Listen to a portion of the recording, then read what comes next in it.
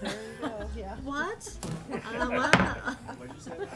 Good evening, everyone, and welcome to the July 1st, 2025 City Council Study Session. Can we have a roll call, please?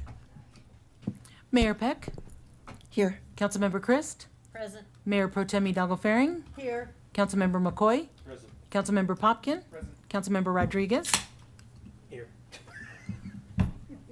Councilmember Yarbrough. Here. Did I miss anybody? Mayor, you have a quorum. Thank you. I'm taking this out of order a bit. Let's stand for pledge. I pledge allegiance to the flag of the United States of America and to the republic for which it stands, one nation under God, indivisible, with liberty and justice for all.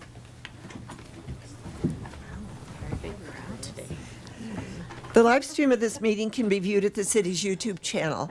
It can also be viewed at longmontpublicmedia.org/watch or on Comcast channels 8 and 880. Anyone wishing to speak at first call public invited to be heard will need to add his or her name to the list outside the council chambers. Only those on the list will be invited to speak at the first public invited to be heard. Each speaker is limited to 3 minutes. Can I have, or are there any motions to direct city manager to add agenda items to future agendas from councils? Councilor Yarbrough. Thank you, Mayor. We all went to CML, and I went to the public media session and was learning about how so many municipalities have their public media in-house.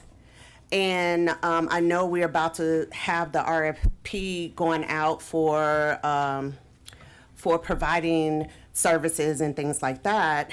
I wanted to direct staff to see how much it would cost for us to have public media within our own in-house compared to the RFP that people will be presenting to us. I'll second that.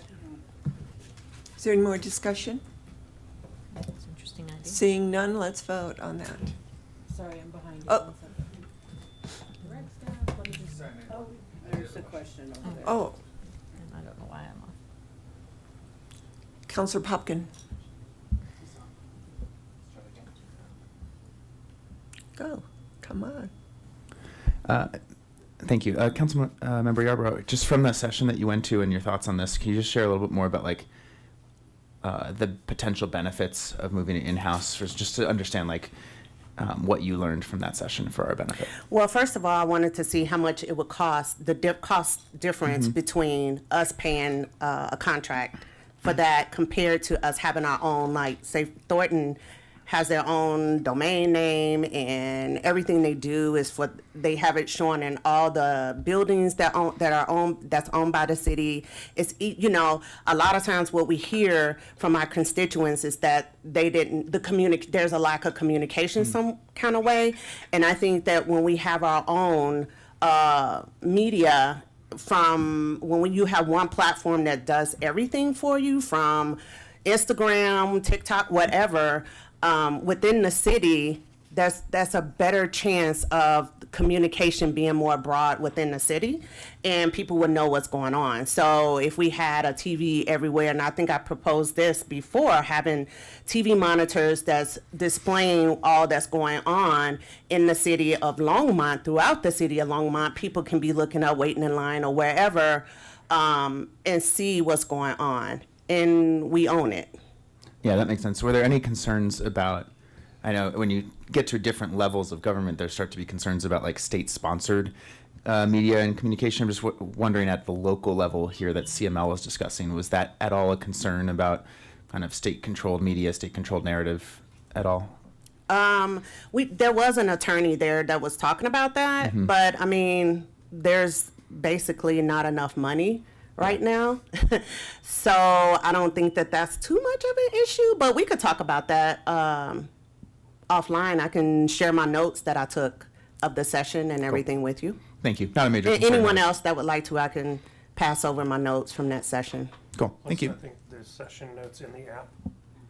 It is in the Not, app. not to try to plug the app, because that's all they do. It is in the app. Afternoon session on Thursday. All right, thank you. Counselor McCoy? Oops. Counselor Christ? I'll just say that's an interesting idea, Counselor Yarborough, and I'm interested in hearing more, and from staff especially, how that might play out for us. So I'll support that as well.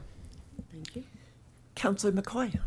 I'm just concerned that we have, this is kind of short notice for anybody to try to compete with that. And so as somebody who serves as the liaison to that, for now, I'll be voting against it. Not that I don't think that we need to get the information, I just think for now. Okay. Seeing no one else in the queue, let's vote.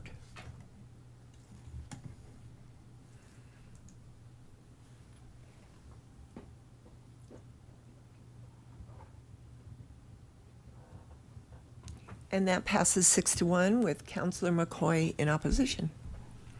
Counselor Christ. A month or so ago, we had a conversation about compensation for the city council.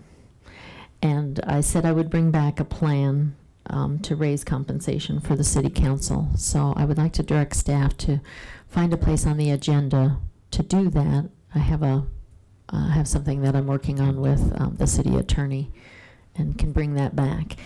And it's possible that it may need to be on the ballot and go to the voters. So if we could have a review of it before August, that would be helpful. Counselor Rodriguez. Thank you, Mayor Peck. Correct me if I'm wrong, but we just raised council compensation, so this would be another proposal for another raise of council compensation? Yes, in April, we decided to raise compensation, which will go into effect with this election. Right. So then this would be on the ballot in the November election, and it would go into effect in 2 more years.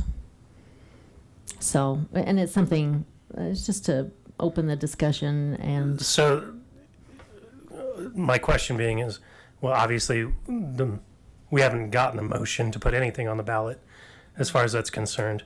And also, just to point out that it's not requirement to put anything on the ballot for raising council compensation. It's a council decision. I understand why. I mean, we've had this vote years ago where we tried to put it on the ballot and that failed. So I'm just curious what the impetus is for trying to put compensation on the ballot when we just raised compensation.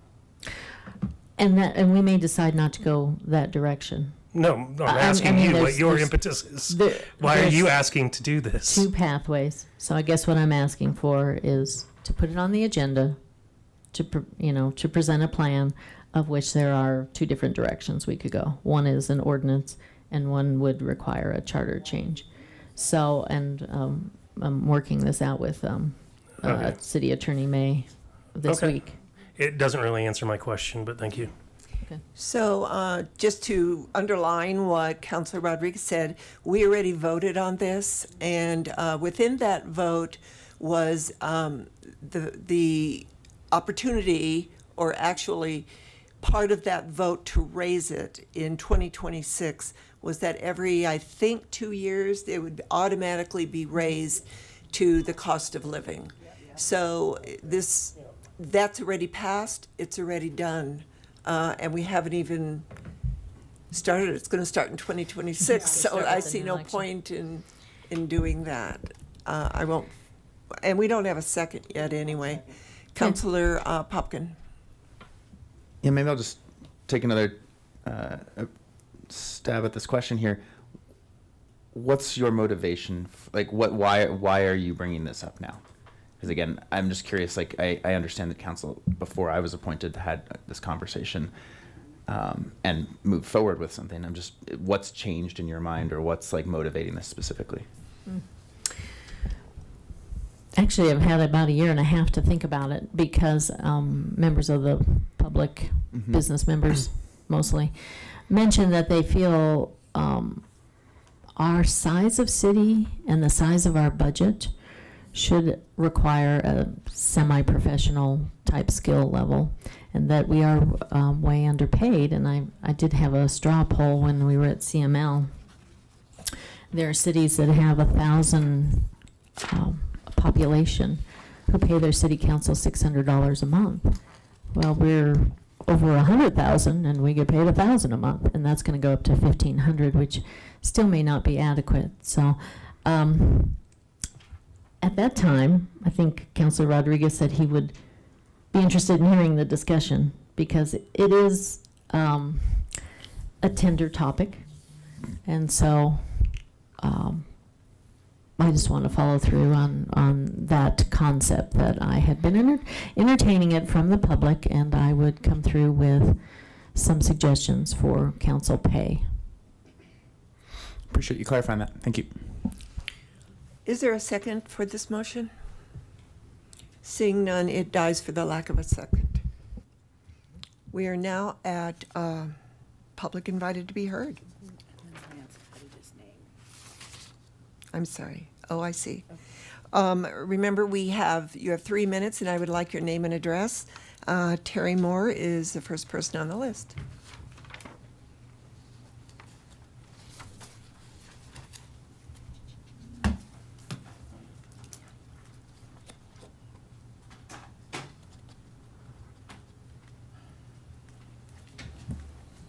Is that on? It looks like it. Okay. You might want to move it over closer to you. There you go. My name is Terry Moore. I live at 3 Birdsville Place. Good evening, City Hall. I hope all is well and that your plans for Independence Day go well with you and your families. Hasn't been a good week for last week for the people I know.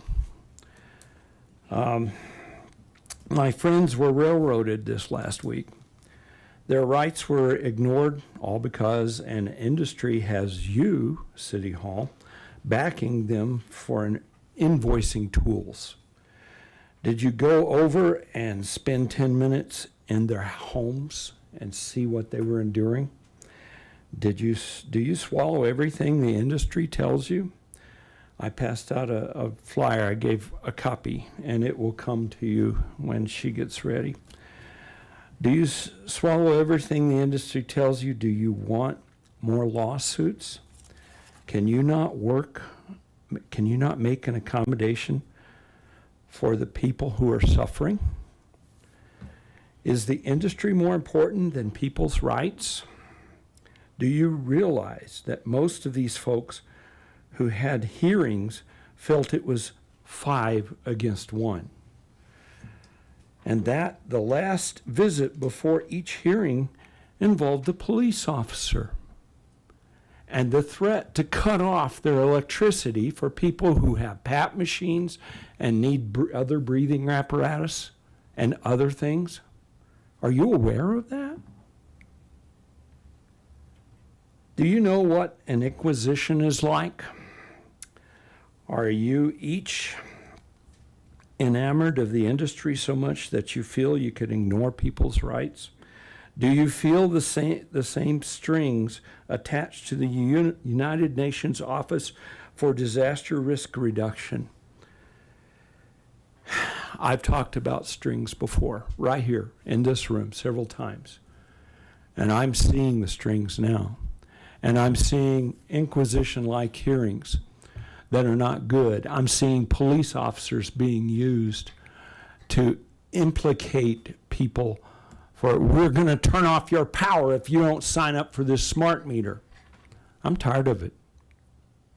And I hope that you are too. I hope you investigate a little bit more than what you have, because I don't think this is how you all want to act. I think you care more about our citizenry than what this reflects.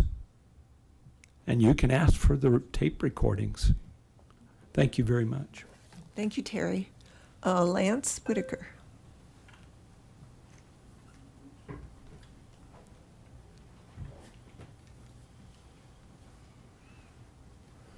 Good evening, Mayor and Council. My name is Lance Whitaker. I live at 1750 Collier Street here in Longmont, Colorado. I've been a resident for 45 plus years, I think. I just wanted to make you all aware of what National Days is today. Today is Ginger Snap Day, Creative Ice Cream Day, Postage Stamp Day, and Postal Worker Day. So make sure you all say hi to your postal worker today. I would also like to address fruit trees in parks again and potholes. My whole front end is destroyed now thanks to all the many potholes that are in throughout the city. So now I have to get my steering all fixed. So the more potholes you fill, the better off I'll be. Thank you and have a good day. Thank you, The Lance. service works. Remind him of the service works.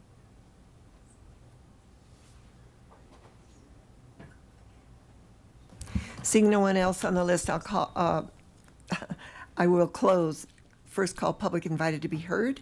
The next thing we have is special reports and presentations, and I'm happy to welcome the Longmont School Trojan Tech presentations. Brandon, I would invite Brandon Schaefer to the podium.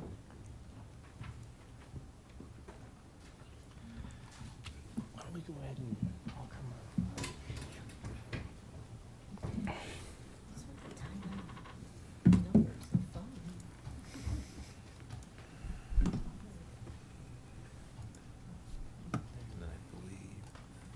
That'll do it. Thank you very much. Okay. Well, good evening, Mayor Peck and members of the Longmont City Council. Thank you for having us here today. My name is Brandon Schaefer, and I'm the Executive Director of Legal and Governmental Affairs, Community Outreach, and P-TECH for the St. Vrain Valley School District. I'm joined tonight by Longmont High School Principal Jeff McMurray, our City of Longmont liaison, Caleb Seaver-Krupp, and two outstanding P-TECH students, Rafael Cruz Pacheco and Logan Johnston. I'd also like to introduce my colleagues who are sitting in the back row. Louise March and Alma Doughton. They coordinate the P-TECH programs of the district. And we can talk about that a little bit more later, but they're really the glue that bind the whole program together. They do all the work. They're wonderful to work with, so thank you for being here. P-TECH stands for Pathways in Technology in Early College High School. It's an innovative public education model that combines high school, college, and professional work experience at absolutely no cost to the students or their families. Students begin the program in the 9th grade, and by the time they graduate, they have the opportunity to earn both a high school diploma and an associate's degree. I provided a handout that goes through some of the details of all 4 of the P-TECH programs that St. Vrain Valley offers. But tonight, we'll talk about Trojan Tech. Trojan Tech is our newest P-TECH program.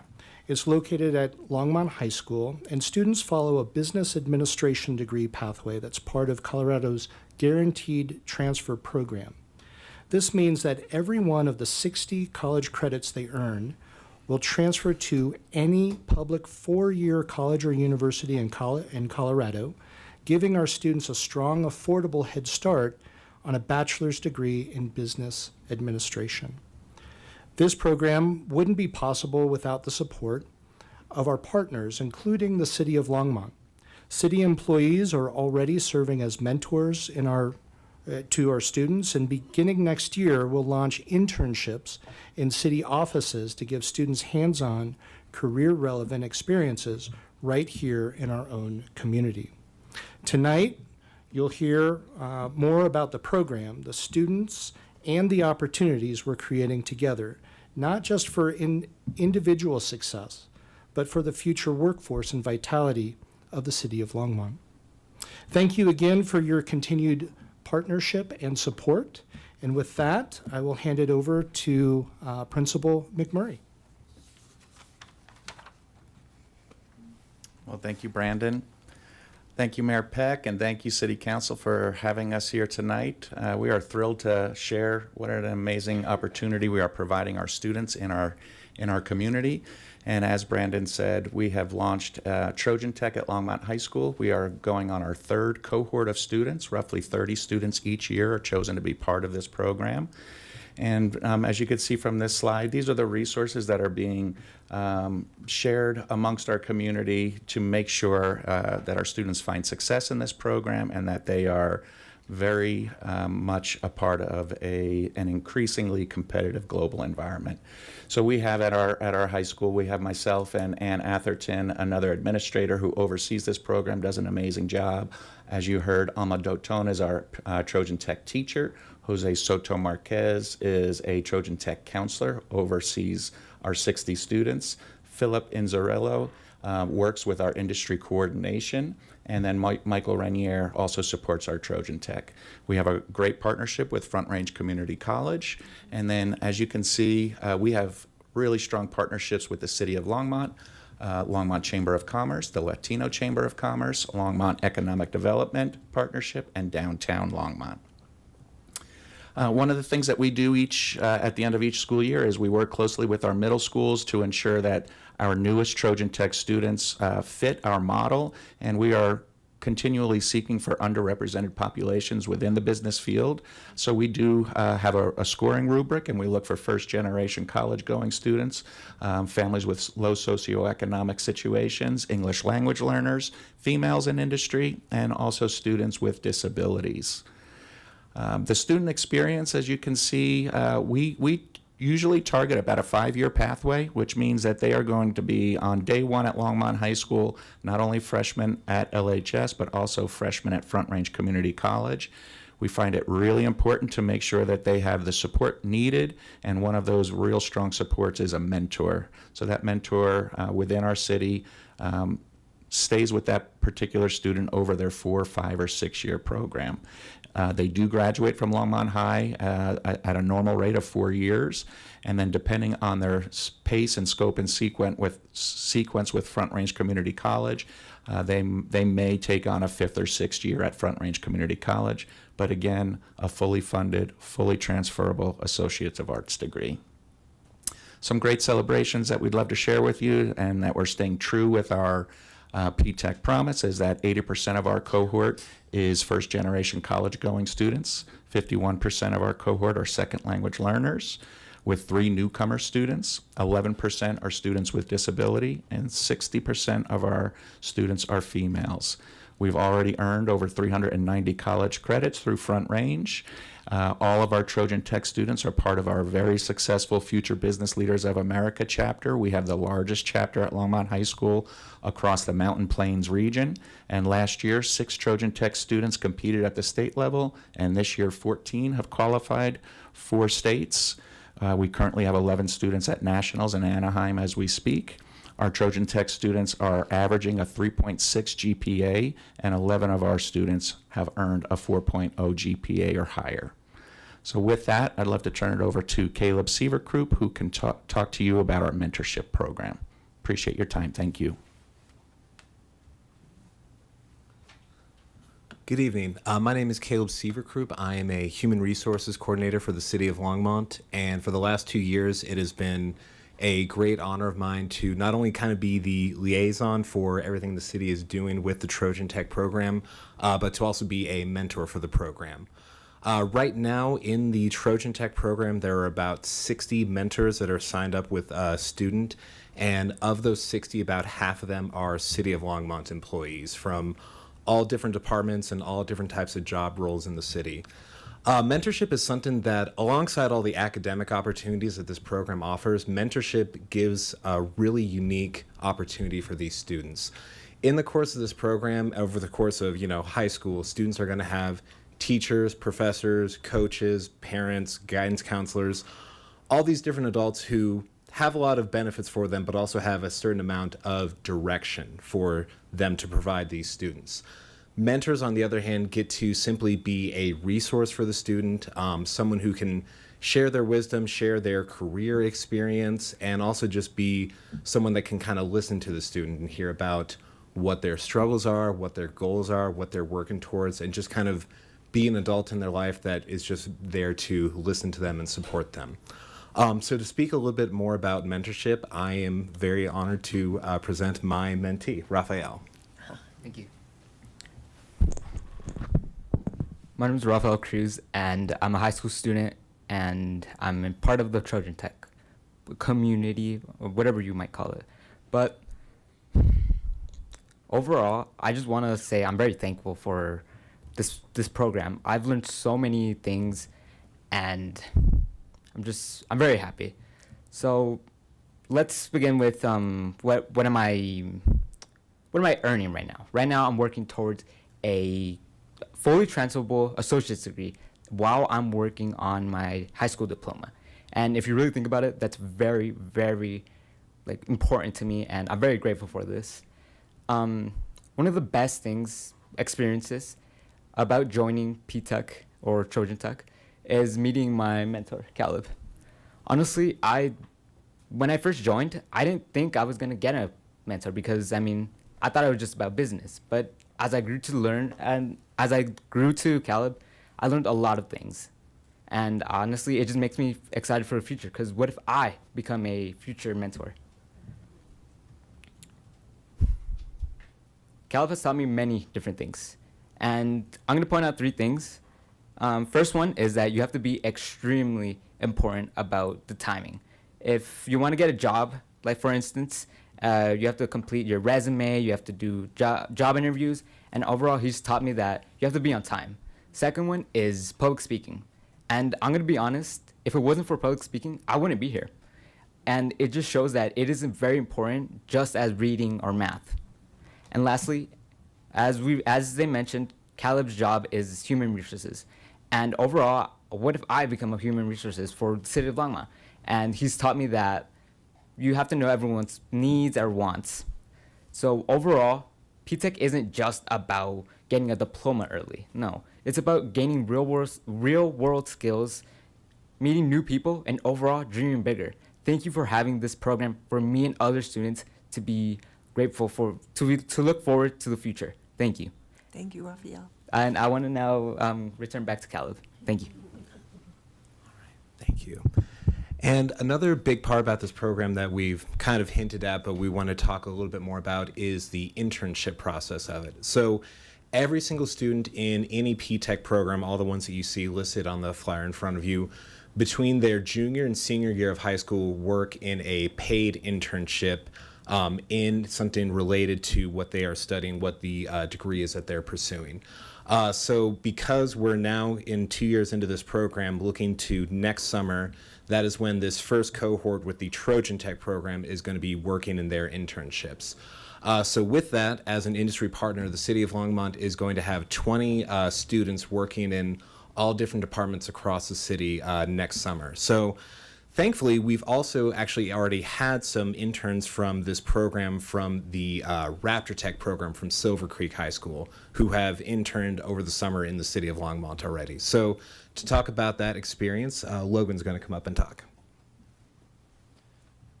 Hello, my name is Logan Johnston, and I graduated from Silver Creek this past year with a with a degree in cybersecurity, and I'm currently pursuing a job over at DTS in the Silver Creek and St. Vrain Valley School District. And so I had my internship back in July of 2024 under strategic integration, and it was recommended to me by the director of Raptor Tech. They said it would be a great opportunity for me. And so while I was there, I learned a lot about how the City of Longmont works and how my job in cybersecurity would basically help the whole system. And then I also learned about business etiquette and how I can work with my colleagues and supervisors. And so starting out, we did a lot of touring of all the facilities that Longmont uses and basically runs everything. And some of those facilities were the water waste treatment plant, the water treatment plant, and the electrical grid, and more. Those three were my favorite, though, because it goes to show how the city of Longmont kind of takes care of everyone from every day of running electricity to the house and also just cleaning up our feces every day. And then, so after that, after all the touring and we learning about the city of Longmont, we did a presentation on how, if we were working a full-time job there, how we would secure the electricity grid. And after going through and creating the presentation and then presenting to my supervisors, I realized how much I had actually learned during the program and the internship. I had learned a lot, and I gave I think, a very good presentation on how we could secure the electrical grid. And my supervisor said it was a very good presentation, and I hope it actually worked out. And then I would say my favorite parts there were the going to Denver for an AI conference, and I even met the governor there. Then I went and talked to a bunch of the cyber experts out at the City of Longmont building and got to learn about SQL injections and a bunch of other stuff. And then recently I also went and did the SI Olympics at the Department of Strategic Integration, where we all got together and played a bunch of games. I got to know a lot more of my coworkers, and then I also got second place, so that was kind of fun. And then, yeah, the internship was awesome. I had a great time, and I would like to thank everyone that allowed me to have that internship, and I hope that the students that managed to get it in the future enjoy it as much as I did and get to learn a lot. Thank you for having us, and I'll turn it back over to Caleb.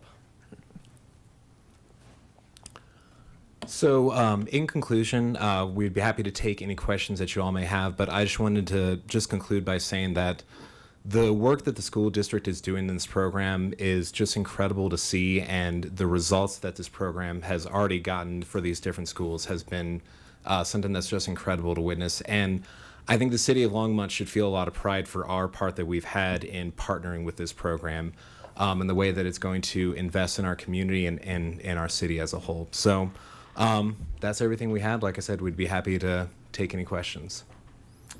Thank you for this. It was great having you here and learning about what you do and listening to the kids' presentations. You can tell there's a lot of pride in them as well, in both of you boys, in what you've learned and what you're doing and how you're presenting it. So thank you. We are very proud of you.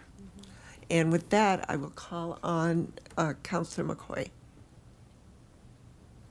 All right. Thank you, Mayor. Well, as a Longmont High graduate, I say go Big Blue.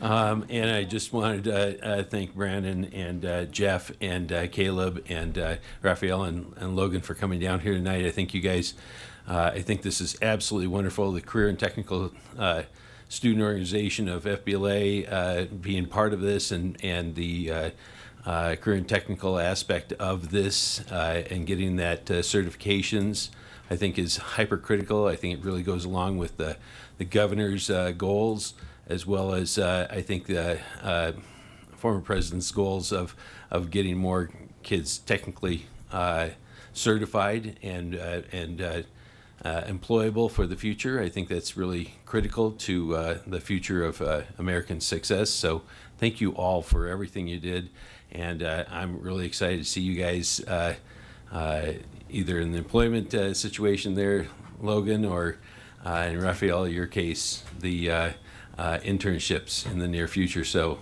look forward to seeing you. Councilor Rodriguez. Thank you, Mayor Peck. As a NIWAT grad, still kudos to the Raptor Tech and Trojan Tech programs. Great stuff. Just a real quick question, because when we had our joint meeting with the St. Vrain Valley School Board and administrators, they talked about a challenge they had with private industry programming for the internships. Because I'm very proud that the city has honored our commitment as far as being a strong partner and providing internships. Has there been any growth or success with some of the challenges that was faced with finding private industry internships for the P-Tech programs? Thank you for the question. Yes, we continue to work on it. It is kind of the constant work that Louise and I in particular do on a day-to-day, is to identify those opportunities for students. In the workplace, oftentimes they have limitations on age restrictions. Their HR policies won't allow them to hire anybody who is older than, younger than 18. Where we have the internship place between the junior and the senior year, do that because a lot of these students are going to finish the program in 4 years. They'll accelerate and finish in 4. So we want them to have an internship experience. So we have to build it into that 4-year period. So between the junior and senior year, most of our students are still 17. And so when we're working with our industry partners, sometimes the HR policies create obstacles. That being said, I think this program in particular, Trojan Tech, is special in that we're working with our main street companies. We're not working with behemoth, Fortune 500, companies that are governed out of state at corporate offices. We're working with the local main street businesses, and I think that we'll have a really positive experience in any number of different ways, but specifically in our ability to source those internships with our partners. We couldn't do it without the City of Longmont. I'll be just very honest. We always need that big company or that big entity that can backstop the program. So if we can't pick it up over here, we can't pick it up over here, we can go home to the mothership. Well, City of Longmont's kind of our mothership for this program, and we really appreciate everything you do. Thank you. And I hope that, council will continue when we are talking sometimes about some of the opportunities we have when we're dealing with localized tech groups, for instance, who ask for, economic packages from us at certain points, resources that we maybe try to incentivize or maybe cajole them a little bit into participating in the P-Tech programming. Because we do have a lot of local tech companies that are not behemoths, as you mentioned. Right. That maybe we could, maybe have a few conversations with to try to open up some more opportunities for our students in the area. So that's just something for us to consider as we move forward with some things. And again, I'm so glad that you gentlemen had the opportunity to be in the P-Tech program, and I'm so glad that the St. Vrain Valley School District is very supportive of it, and it's an amazing program, so thank you very much. Councilor Popkin. Thank you, Mayor Peck. Thank you all. When I was in high school, there was a community college program, but it wasn't through the high school, so you had to go to community college to have the transfer credits to get to a 4-year accredited institution. And this is incredible that this is an opportunity that you guys can take advantage of. So kudos, and keep on running with that. I realize that you haven't yet finished like this first class since the Trojan Tech program started in 2023. Are you planning to add more members to the class this fall for the next school year too, and kind of continue to build on that? Is that the direction this is headed? Yes, that's how we. What's challenging with the program itself is we start in the 9th grade, and then you watch them grow over the course of 4 or 5 years, and then once you build it, you have a pipeline, right? It's built out, and it's like a hose, right? It's just you put more water in, and you build it out. So that's what we've built. If you're looking at the handout I provided, you can see the 3 that are fully built out at this point. You can start to see the graduation rates and the number of associate's degrees that are achieved from each of those programs. Do the same thing for Trojan Tech. Gotcha. And just so I have a sense of kind of the percentage of students that are participating in these programs, we can just use Trojan Tech as an example. How many overall students go to Longmont High School? We are roughly at 1,275. Got it. Okay. So each year we do have the staffing and the ability to bring on roughly 30 new students into the Trojan Tech program. And so then at full capacity, you'd be looking at just shy of 10% of students there basically participating. Exactly right. Yeah. Oh, that's great. Yeah. And then maybe, I think, Jeff, you might be able to allude to this because you spoke it on a slide. You mentioned a quick thing on the competition that 6 and now I think 14 folks are participating this year. What's the competition for? Oh, great question. Yeah, so FBLA has a competitive component to it. A lot of community service, a lot of skill building, but also competitions. So students are able to compete at the local, state, and potentially the national level. And the beauty of business is that it crosses over all areas of industry. So students can do performance-based competitions. They can do computer-based competitions. So with our current chapter, we have 340 students out of those 1,275 that are FBLA members. Not all of them do the competitions. They seek other opportunities, but we brought 74 students down to the Gaylord for state competitions this year, and 11 of those are now in Anaheim. Cool. Wow, that's exciting. Thank you. Yeah, thank you. Mayor Pro Tem Hidalgo Faring. Okay, so I didn't want to let the students off the hook. So, so my question is for you both. As you have, yes, as a teacher,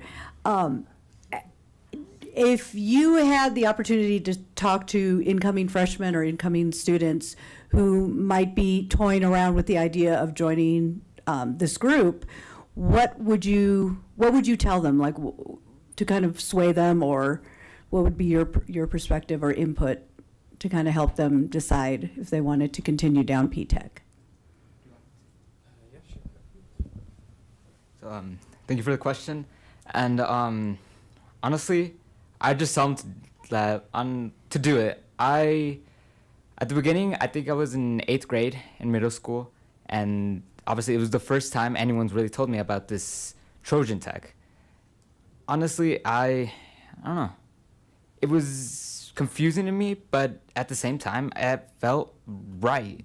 Doing business to me really seemed interesting, and so I'd tell them that if they can keep up their good grades, have good attendance, then they're gonna have a blast in Trojan Tech. Thank you. So I'm afraid I'm a part of Rapture Tech, so it's a little different. And as the first class of going through there, I didn't really have any idea what I was getting into, and I don't think the staff or anyone else did, honestly. But after 4 years of it, I can say that as a freshman, I'd probably tell them the best thing about Rapture Tech and P-Tech is the community, because you get a lot of support from all the staff there. You get a lot of know-hows, like public speaking, which was what I'm doing right now, and any other thing, like even technical support and soft skills. And that's just the best part of it, because they give you events, they give you time, and you can get all the support you need in the school. That's my favorite part about it. Thank you. That was amazing. Great. Councilor Yarbrough. Thank you, Mayor. I just want to say that I'm so proud of you. I am so, so proud of you. And I know that your family and your teachers and all the support that you were talking about, they're so proud of you too.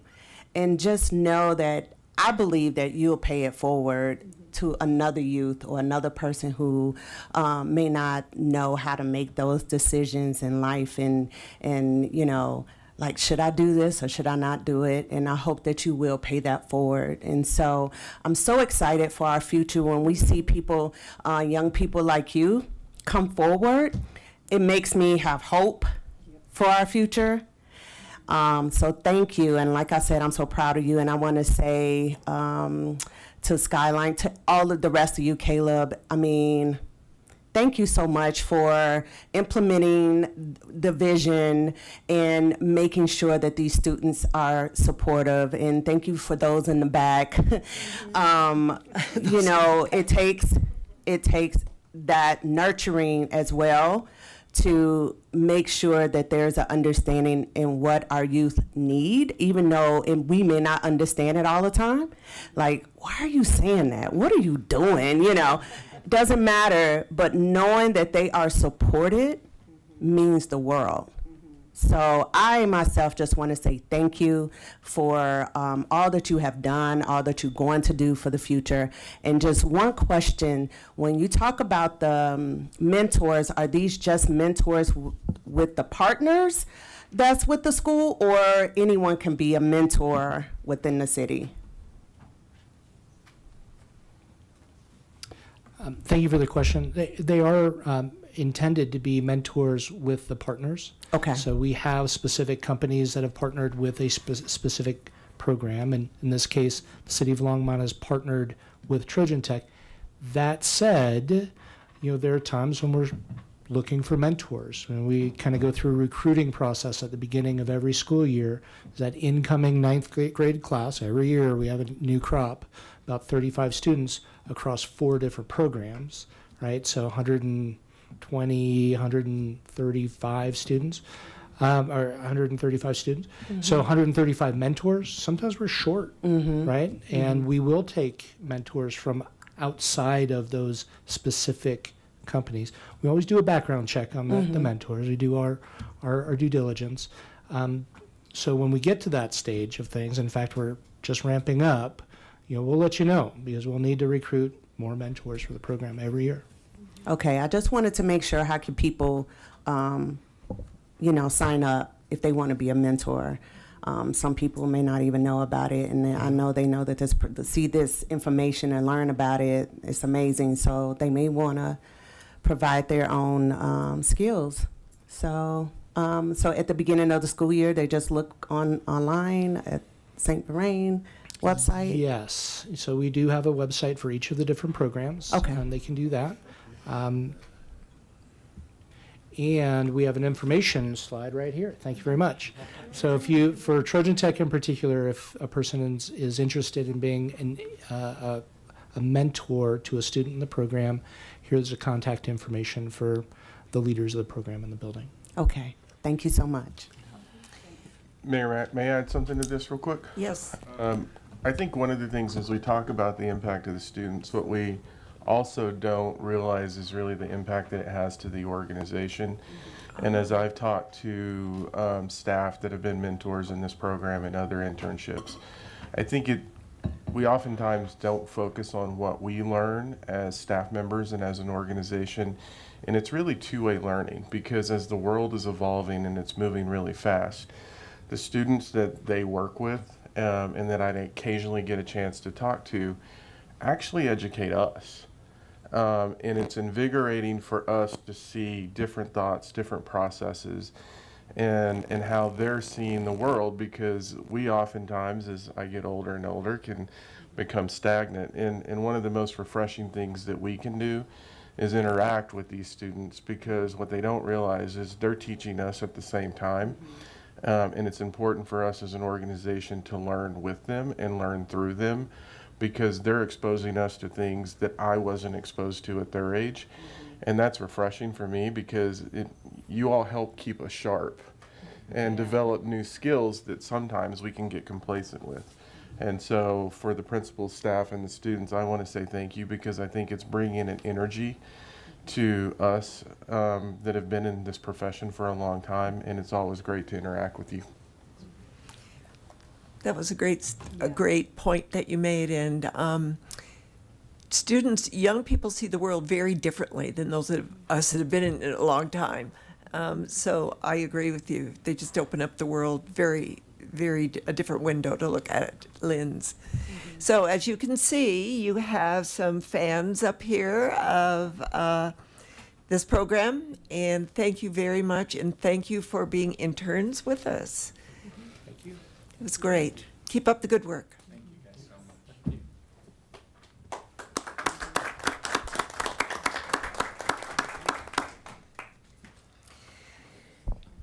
So now we're at our study session items. The first one is the income qualified programs.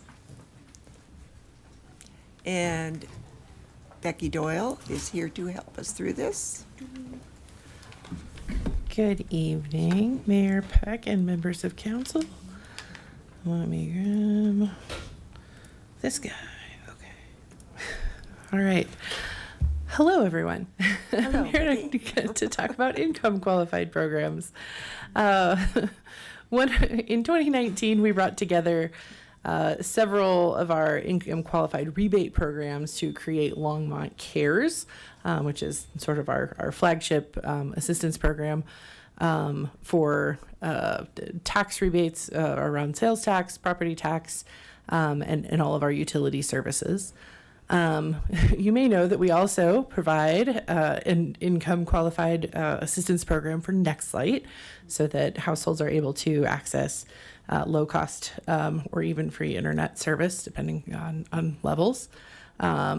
And that we provide income qualified programs through recreation, and then obviously housing programs through both our Housing and Community Investment Department, as well as LHA has income qualification. We have found a few things, over in our experience. When we created Longmont Cares, we wanted to try to keep the administrative cost of that program as low as possible. So the way that program is written into the code requires cross qualification with another income qualified program. So you provide proof that you are qualified for SNAP or LEAP or any number of programs, and then we know that you are qualified for our program. However, using cross qualification means that we're also sort of accepting any limitations to the qualifications for those programs. There are ups and downs to that.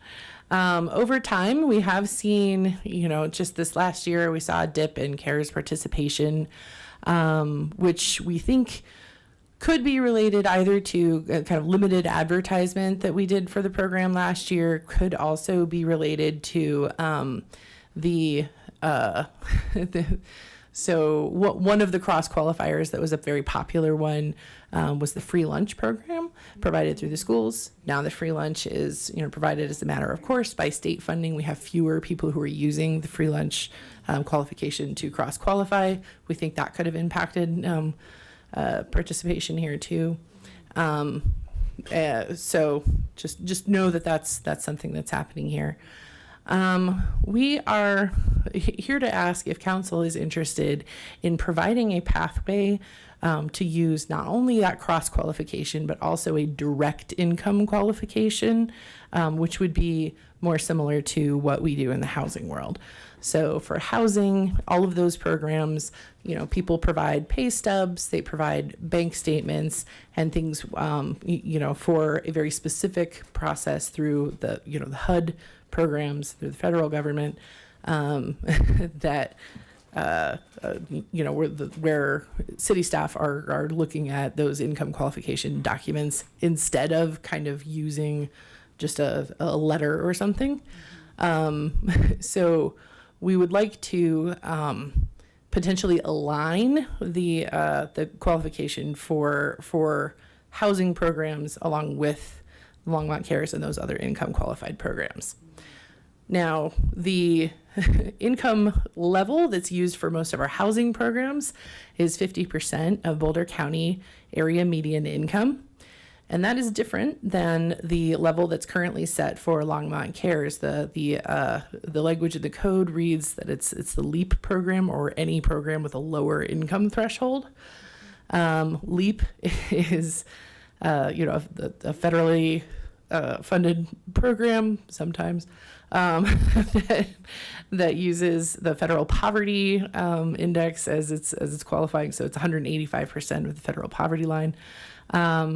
As you can see in this table, at many household sizes, the qualifying income, like at that lower end, that you could have higher income and still qualify for the housing side of things. So we think that it's possible that by making this change and using that 50% AMI benchmark, we could have some additional households that would be newly eligible for the CARES benefit.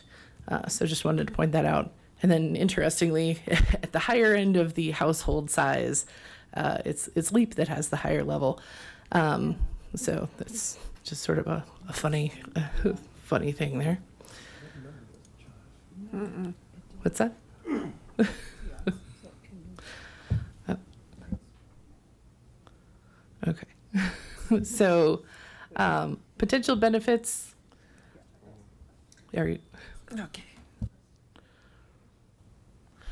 I'm actually looking at the 2025 poverty guidelines for the 48 contiguous states, and a one household family size at 185% is 28,952, not 40,000.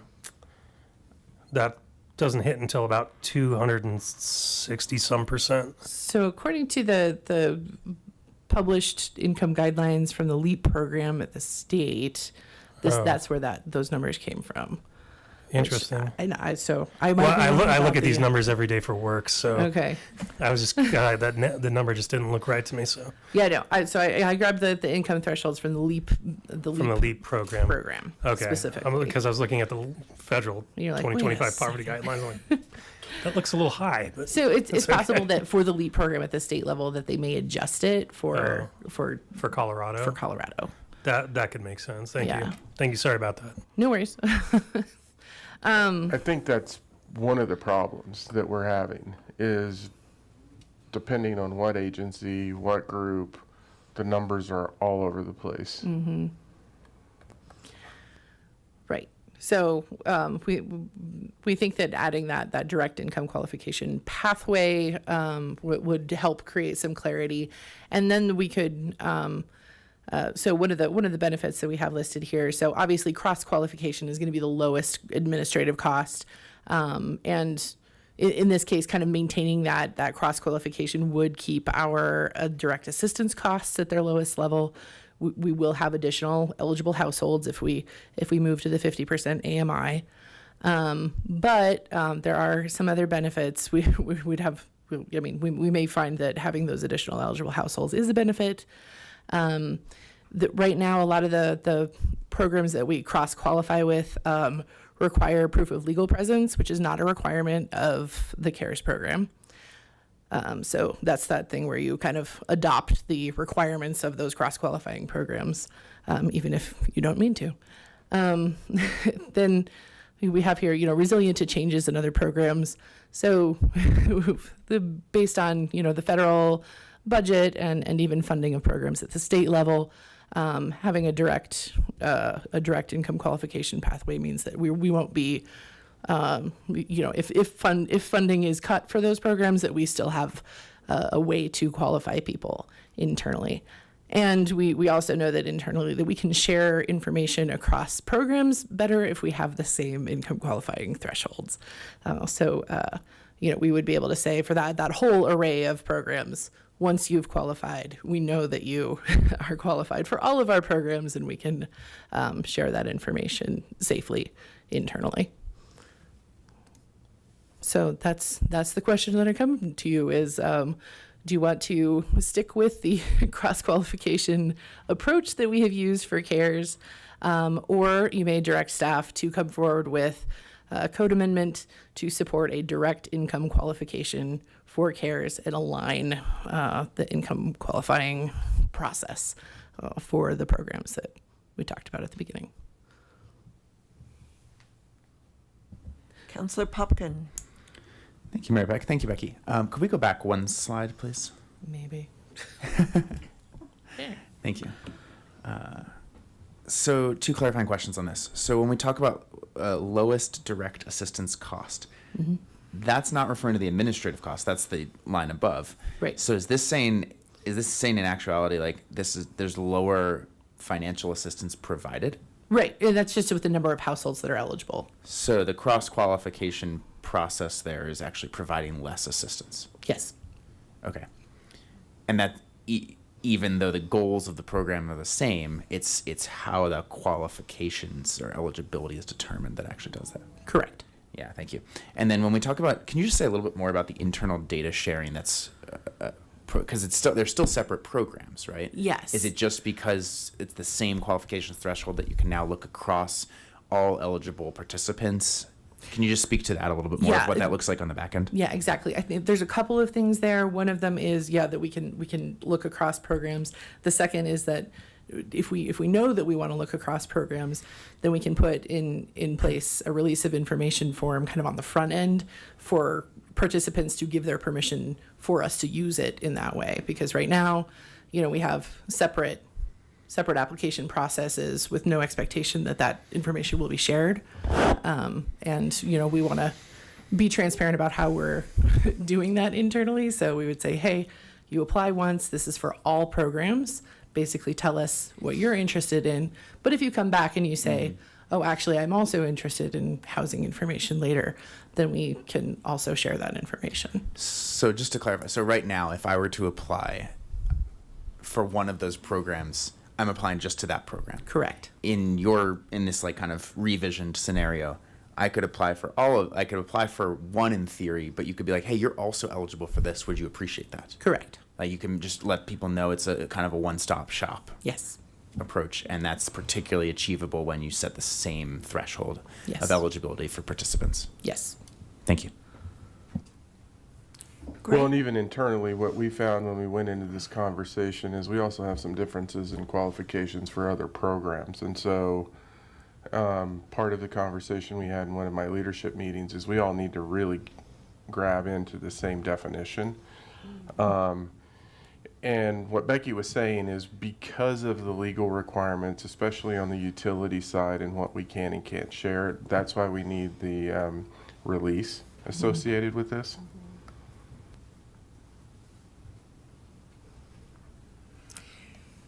Counselor Christ. Thank you, Becky. I have a couple of concerns. When the group came to us to talk to us about reducing the grocery tax, one of the women in the group said that she would never apply for CARES. She would never apply for that type of program. Mm-hmm. And in reading this, it brought up a couple of memories that I have, mostly relating to privacy issues. So at one time I did a lot of work in court, and people were competing to get on the docket, and so we would sit and wait until it was our turn. And a woman got up, and she was pregnant, she had cancer, and her husband was divorcing her. And he said if she fell or if she applied for one of these programs, he would take the children away from her. The judge responded, "Does your client have a soul?" And then he was beat up for making a determination without evidence. I thought that was interesting. So he took it back and he said, "I'll wait for more evidence and then I'll make that determination." But this woman was not able to apply even though she was clearly going to need it. Mm-hmm. And I would come across other instances like this where women, particularly women, maybe I've just paid attention to that, a woman's husband was killed and she could not apply because if she fell below a certain threshold, she thought she would be dropped out of her student visa program. So what happened is the neighbors got together and paid her rent for her. So I'm just wondering, is there a way to preserve privacy and dignity without, I know you are very intelligent and also creative, and I'm wondering, is there some way to make this a little bit more accessible to people who need it without compromising their standing in other arenas? And I know I'm putting you on the spot here, but maybe somehow some kind of referral program from nonprofits or that type of, or employers, people who are their neighbors, who are their employers, who, work and live around them, know their situation sometimes a lot better than what presents on paper anyway. Any ideas? Well, Mayor Peck, Councilmember Christ, there are a lot of reasons, I think, why people sometimes don't apply for assistance or for programs that they are eligible for. And I think that privacy is definitely one of them. We take privacy very seriously, and that's, I think, one of the reasons why we want to make this change with having that explicit release of information, like you tell us where it's okay to share this information. Generally, we're looking at kind of pulling this into our CareNet infrastructure. I think we've talked a little bit about the work that we're doing to bring together some of those, very very serious sort of like HIPAA level, privacy considerations. And that's the sort of technical architecture that we're talking about using to update this process. I think, certainly we would still take something like, cross qualifications, but so I'm thinking of like, cross qualification as being very similar to a referral where, we're taking another program or another entity's say so that this person is eligible for services. But at some point, we do need to, as a government entity have some kind of standard or proof that we're providing services to folks who do need them, if that makes sense. And I think the reality is for, the cross qualification, if they're doing that, what they're doing is going into a state program or some other program that, I would argue in some ways, doesn't have the same privacy protections that we have locally. And so for pretty much everything that we do, we will not release the information without a court order.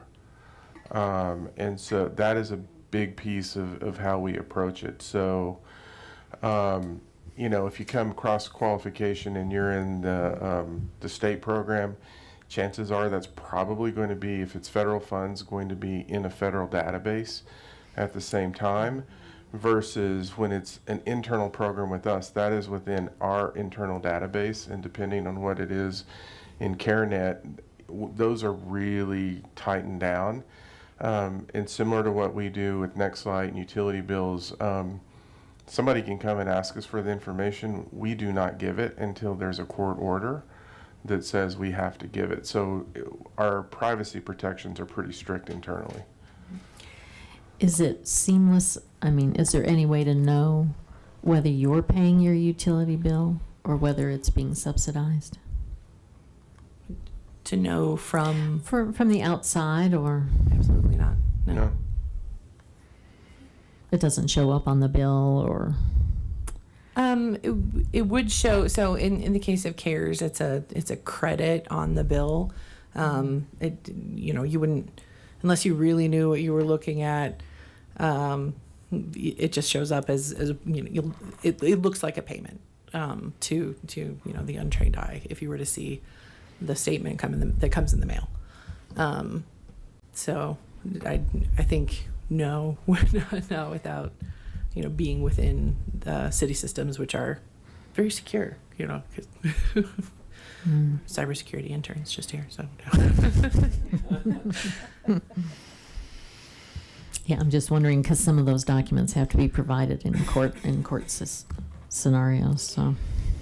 So in that case, if it was court ordered or if it was in discovery, then they would have to release their documents that they have and provide an explanation to it. If they wanted ours, then the person that is participating in the program, if they ask for it, we give them their documents. But if it's someone else, they would have to basically have a court order to get those documents from us.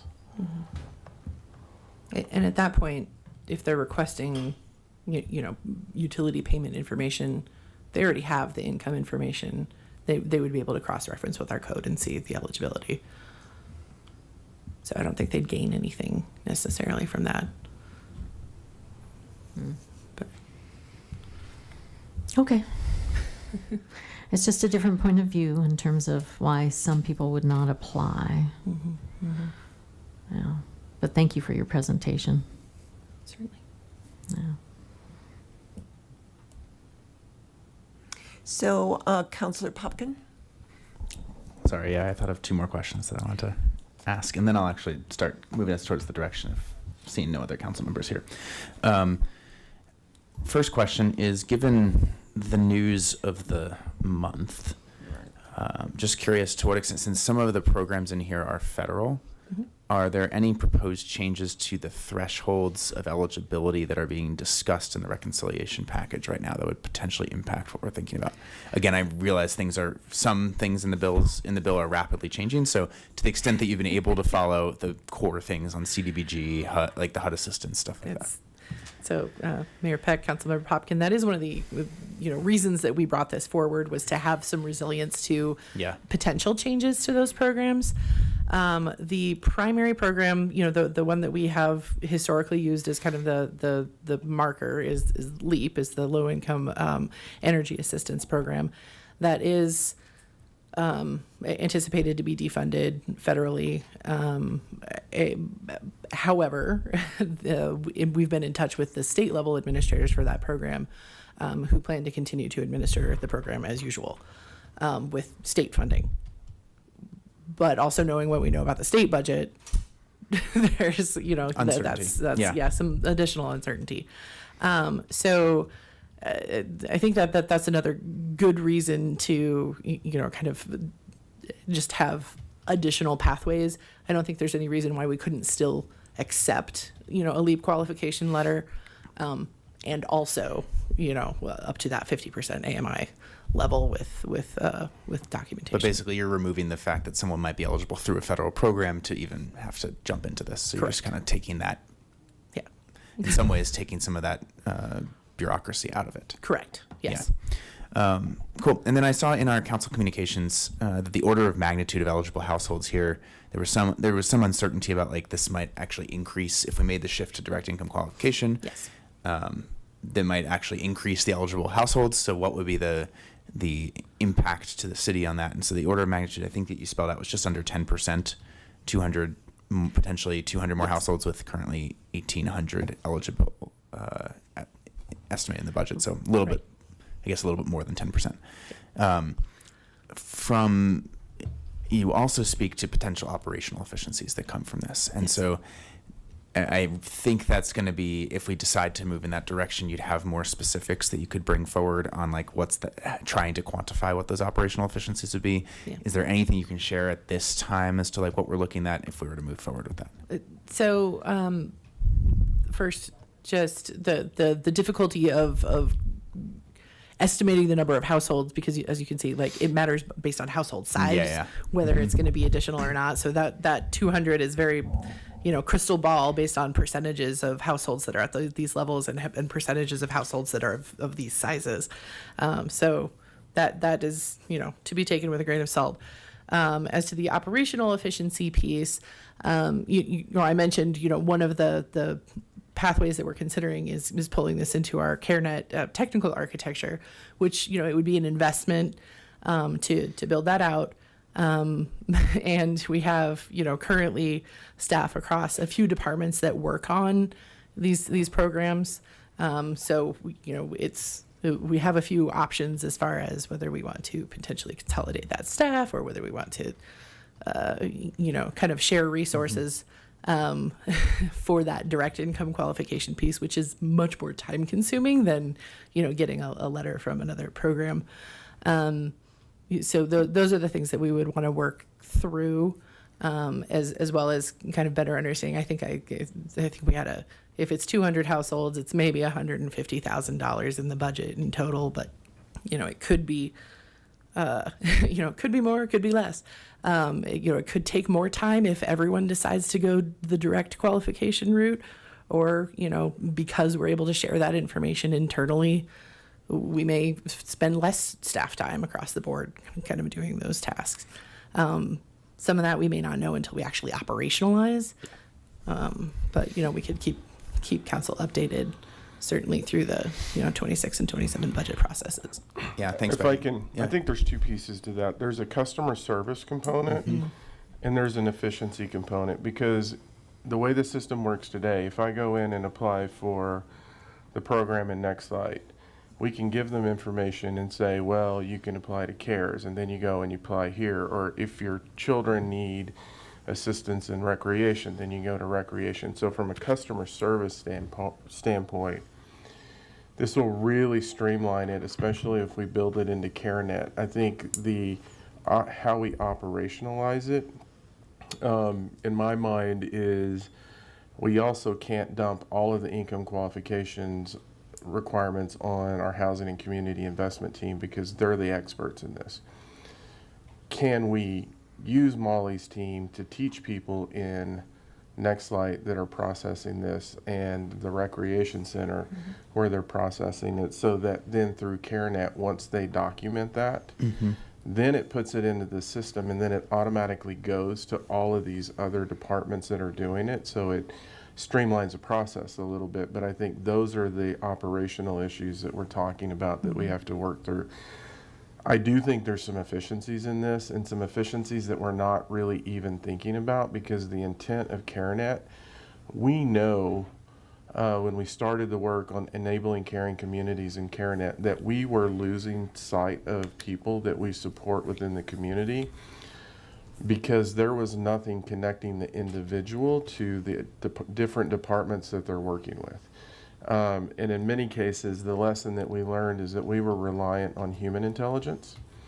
And sometimes we would work with someone for a year until we realized, oh, they're touching 3 other areas, not to mention the nonprofits in our community that they're touching. And so enabling caring communities led to CareNet, where from an operational perspective, if someone in senior services is dealing with something, it connects them to potentially our lead and core team and whomever else they're working with in the community.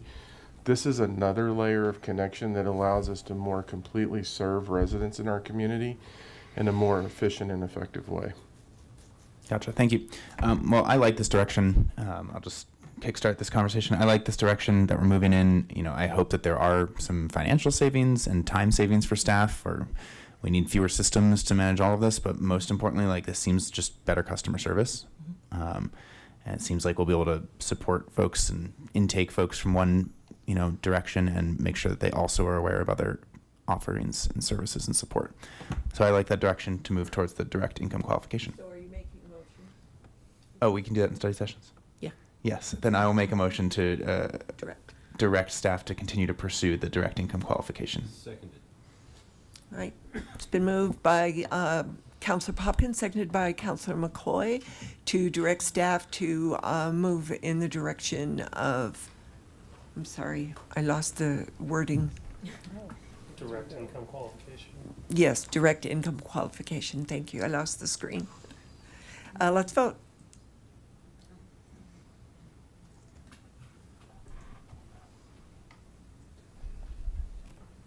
And that carries 6-1 with Councilor Christ opposing. Thank you, Mayor Peck and Council. Our follow-up action will be to return with an ordinance that modifies the Longmont Cares eligibility criteria. So you'll see that later this year. Thank you. I know it's early, but I need at least a 3-minute break here.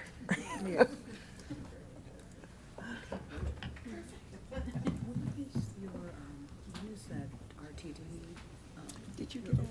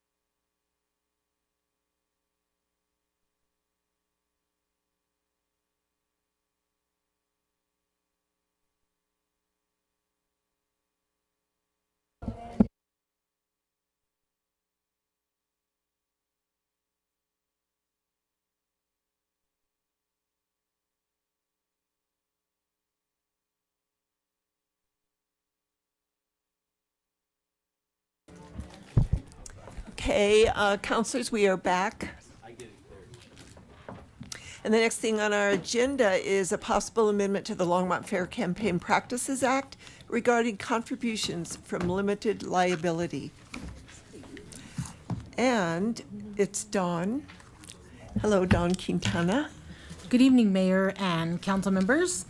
I am here to bring this item for your discussion regarding LLC contributions to committees during election season. Just want to remind you what got us here. May 6, 2025, during that regular session, Councilmember McCoy moved, seconded by Christ, for us to bring back this discussion about contributions from LLCs before the November election. So this item fulfills that direction. And we're really looking for some concrete direction about what you'd like to see or perhaps not see. So I outlined in the communication that we've done very limited, that was a pretty general motion. We did some very limited research. Under the current LFCPA, which is the Longmont Fair Campaign Practices Act, in the Longmont Municipal Code, the contribution limit for 2025 is $310 per person. Person is important because of the definition of person in our code, which is a natural person, a partnership, a committee, an association, a corporation, a labor organization, or other organization or group of persons. So all y'all, right? All y'all. We did take a peek at the Colorado campaign and political finance rules, and this is a clip from the manual you can download. Anybody can download from the Colorado Secretary of State's website. And they do limit contributions from limited liability corporations or companies. I just wanted to share that part with you. The FEC, the Federal Election Commission, very similarly also limits these contributions by having the contribution attributed to members, owners of the LLC as related to their percent ownership, or they would direct how that is attributed. So our example in the packet was on the left side, you can see under our current code, Mouse House LLC, if they desired to contribute to a campaign, Mickey and Minnie being 50% each owners. Under our current code, as persons, Mouse House LLC could donate $310. Mickey could donate $310, and Minnie could donate $310. That's our current code, and that's all legitimate. And if Mickey or Minnie owned other LLCs, those LLCs are persons under our code and could also contribute $310. What we outlined in the code, which is mimicked off of the state and the Federal Election Commission rules, as well as what we did is borrow code from Fort Collins, just to give you a place to start the discussion. The draft we have in the packet would attribute the LLC contribution to the owners, and the LLC would have to provide an affidavit directing the committee how to attribute that contribution.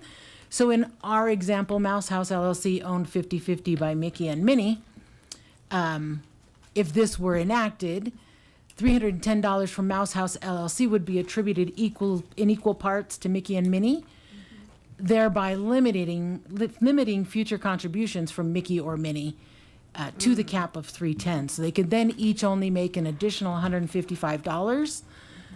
Also, if they were partners in another LLC, they would have already reached their cap, and that they would not be able to attribute any more contributions to them. Does that make sense? Mm-hmm. We all like Mickey and Minnie. So the code changes in the packet, what they do, what the draft we put in before you would do is direct committees to collect a disclosure from an LLC when accepting a contribution, identifying the ownership of the LLC and how the contribution should be attributed to the owners based on their portion of ownership in the LLC. It would also show the owner attributed contributions in their reports. They would have to retain, the committee would have to retain the LLC disclosure for 90 days after the committee is closed. And they would have to provide the disclosure to the clerk within 1 business day if requested. That's the way this is drafted. It doesn't dig into, if you look at state fair campaign finance rules, there are more rules there about LLCs. We did not dig into limiting LLCs from, if members are from foreign governments or not U.S. citizens, because we didn't feel like we had clear direction on those items. So I just wanted to point that out to you. And here we are, council discussion. We do have some specific questions. Let me just pop through those real quick. Do these code changes address the concerns council had with contributions from LLCs to committees? Do you want us to bring an ordinance back to make code changes is one question. If the changes are desired, when would you like them to be effective? We are well underway in this 2025 election, have 12 candidates currently declared for our 4 seats, actively seeking and receiving, collecting contributions to their campaigns. So it's one thing to take into consideration. So timing, right away effectiveness, or maybe January 26th, so it's in place for the next round of candidates, perhaps. We also wanted to get your feedback, since you all have done some campaigning and we haven't, about the collection of that written disclosure. Does it make sense for you all, for a candidate or a committee, to hold that affidavit, or would you prefer it just be filed? Was a question that we had as we kind of glanced through things. And does 90 days, we kind of picked 90 days based on other things in the code, but we really just wanted your feedback on those. So let me just go back to, I think that was all our questions. Oh, and is the fine appropriate? Legal came up with $100 fine for not getting the disclosure. And then, of course, in the code, I just want to remind you all, we have the 7-day cure period for violations. Want to make sure you're comfortable giving a chance to cure that. So let me just roll back to discussion, and I'm here to listen. We'll do our best to answer questions. Okay, Councilor McCoy. Well, thank you, Mayor. Don, thank you, and I appreciate everything you've done here. This is great. I do think that we need to make it for this current election, and I do think that we need to go with the Fort Collins version, where they have each individual in the household. Now, I guess the one question that I'd like to make sure I clarify is the adults in the household. And that's because if you had a large family, I guess you could say each one of the children donated to. But if we're changing it, and in the process of changing it, I want to be specific that it is eligible adults. So it is people that are, currently living in the, doesn't even have to live in the state of Colorado, but currently are adults of voting age. Because I think, I've seen people, including myself, my aunt gave me a donation just to be kind, but she lives in Tennessee. So it was one of those situations where she is an adult, but I would not want a huge family that has 5 kids to be making 310 and 310 and 310 down there, and for each one of the children as they way around this. We can do a lot here locally. We have no control over what happens at the county and the state and the national level, but I think as long as we keep our elections clean and transparent and upright, I think that's really moving in the right direction. And so I think we should see, do we thus far, and my question to you earlier when we talked, has anybody yet received anything from an LLC? And at that time you said no. At that time, that was accurate. We've gotten pretty robust reports, I will say. Today was a report deadline, so I don't know. I would have to go look and see. Okay, I think that would make a determination for me in regards to whether it would be fair and equitable to make it currently the way it should be for this election. If it's if they've already received them and we hadn't done that, then I want to be fair and equitable on that side of things as well. And but I still think that if nobody has received any, we should make it where they have to do it just like you drew it out here with the example of limited LLC contributions as proposed. The one where it's like 310 from the Mouse House, separated out with 155 from Mickey and 155 from Minnie, and then the same thing from the LLC. So I mean that's my perspective. I think it's time that we clean this up. Councilor Rodriguez. Thank you, Mayor Peck. I feel that we're spending time on a system that's not really necessarily broken. Maybe you don't like the fact that LLCs can give the way they do in our current ordinance or in the current act, but it has not, in my opinion, been problematic in the last number of elections. I haven't seen where somebody's really been able to, quote unquote, buy a seat through a bunch of LLC contributions. In fact, quite the opposite. I've seen candidates not win who had quite robust LLC contributions compared to their opponent who did end up winning.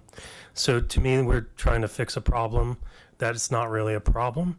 And then I definitely would not support changing the rules midstream for a number of candidates who have already declared and are raising money based on the current act that's in place. So I definitely would not support changing policy to affect this November's election. Thank you. Councilor Christ. Just a point of clarification, who bears the responsibility for a LLC affidavit that may not be accurate? That's a great question. We would need direction on how that should look. Okay. There's usually that comes down to a K1 in terms of how the percentage of ownership. And honestly, I'm not always sure owners know what their percentage is. And also, when you have accounting formulas like this, sometimes it just eggs somebody on to get around the system. Whereas if it's straightforward, you know, your LLC can do 310 and each person can do 310, then each person has the same amount. Now, if you're going to have 10 LLCs, and to Councilor Rodriguez's point, if one of them, you know, is an LLC that likes to kill puppies and the other one kills cats, you know, people can see that and say, well, that's not my tribe, and we'll vote accordingly. So I'm in favor of it staying the way it is, particularly midstream right now. Although I did second the motion to have it brought back. It's worth a discussion. Councilor Popkin. Thank you, Mayor Peck. Just Councilmember McCoy, based on some of the comments I've heard, could you just elaborate on kind of what problem you think this is solving for? I think that would be helpful for this discussion.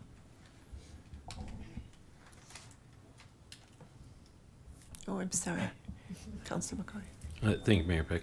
Well, okay, so to Councilmember Rodriguez's point that we had a candidate that ran for office and had several LLCs from, you know, they were like LLC A and LLC B and LLC C and down the line there. And that candidate did not win this time. And so I'm concerned that there'll be a time that that does occur. And I'm concerned that we need to head that off at the pass. We saw that, and that was an individual that had deep pockets that created these LLCs. And it was not, I think, what I see the way Longmont should run its elections. And so that's why I think we should look at this.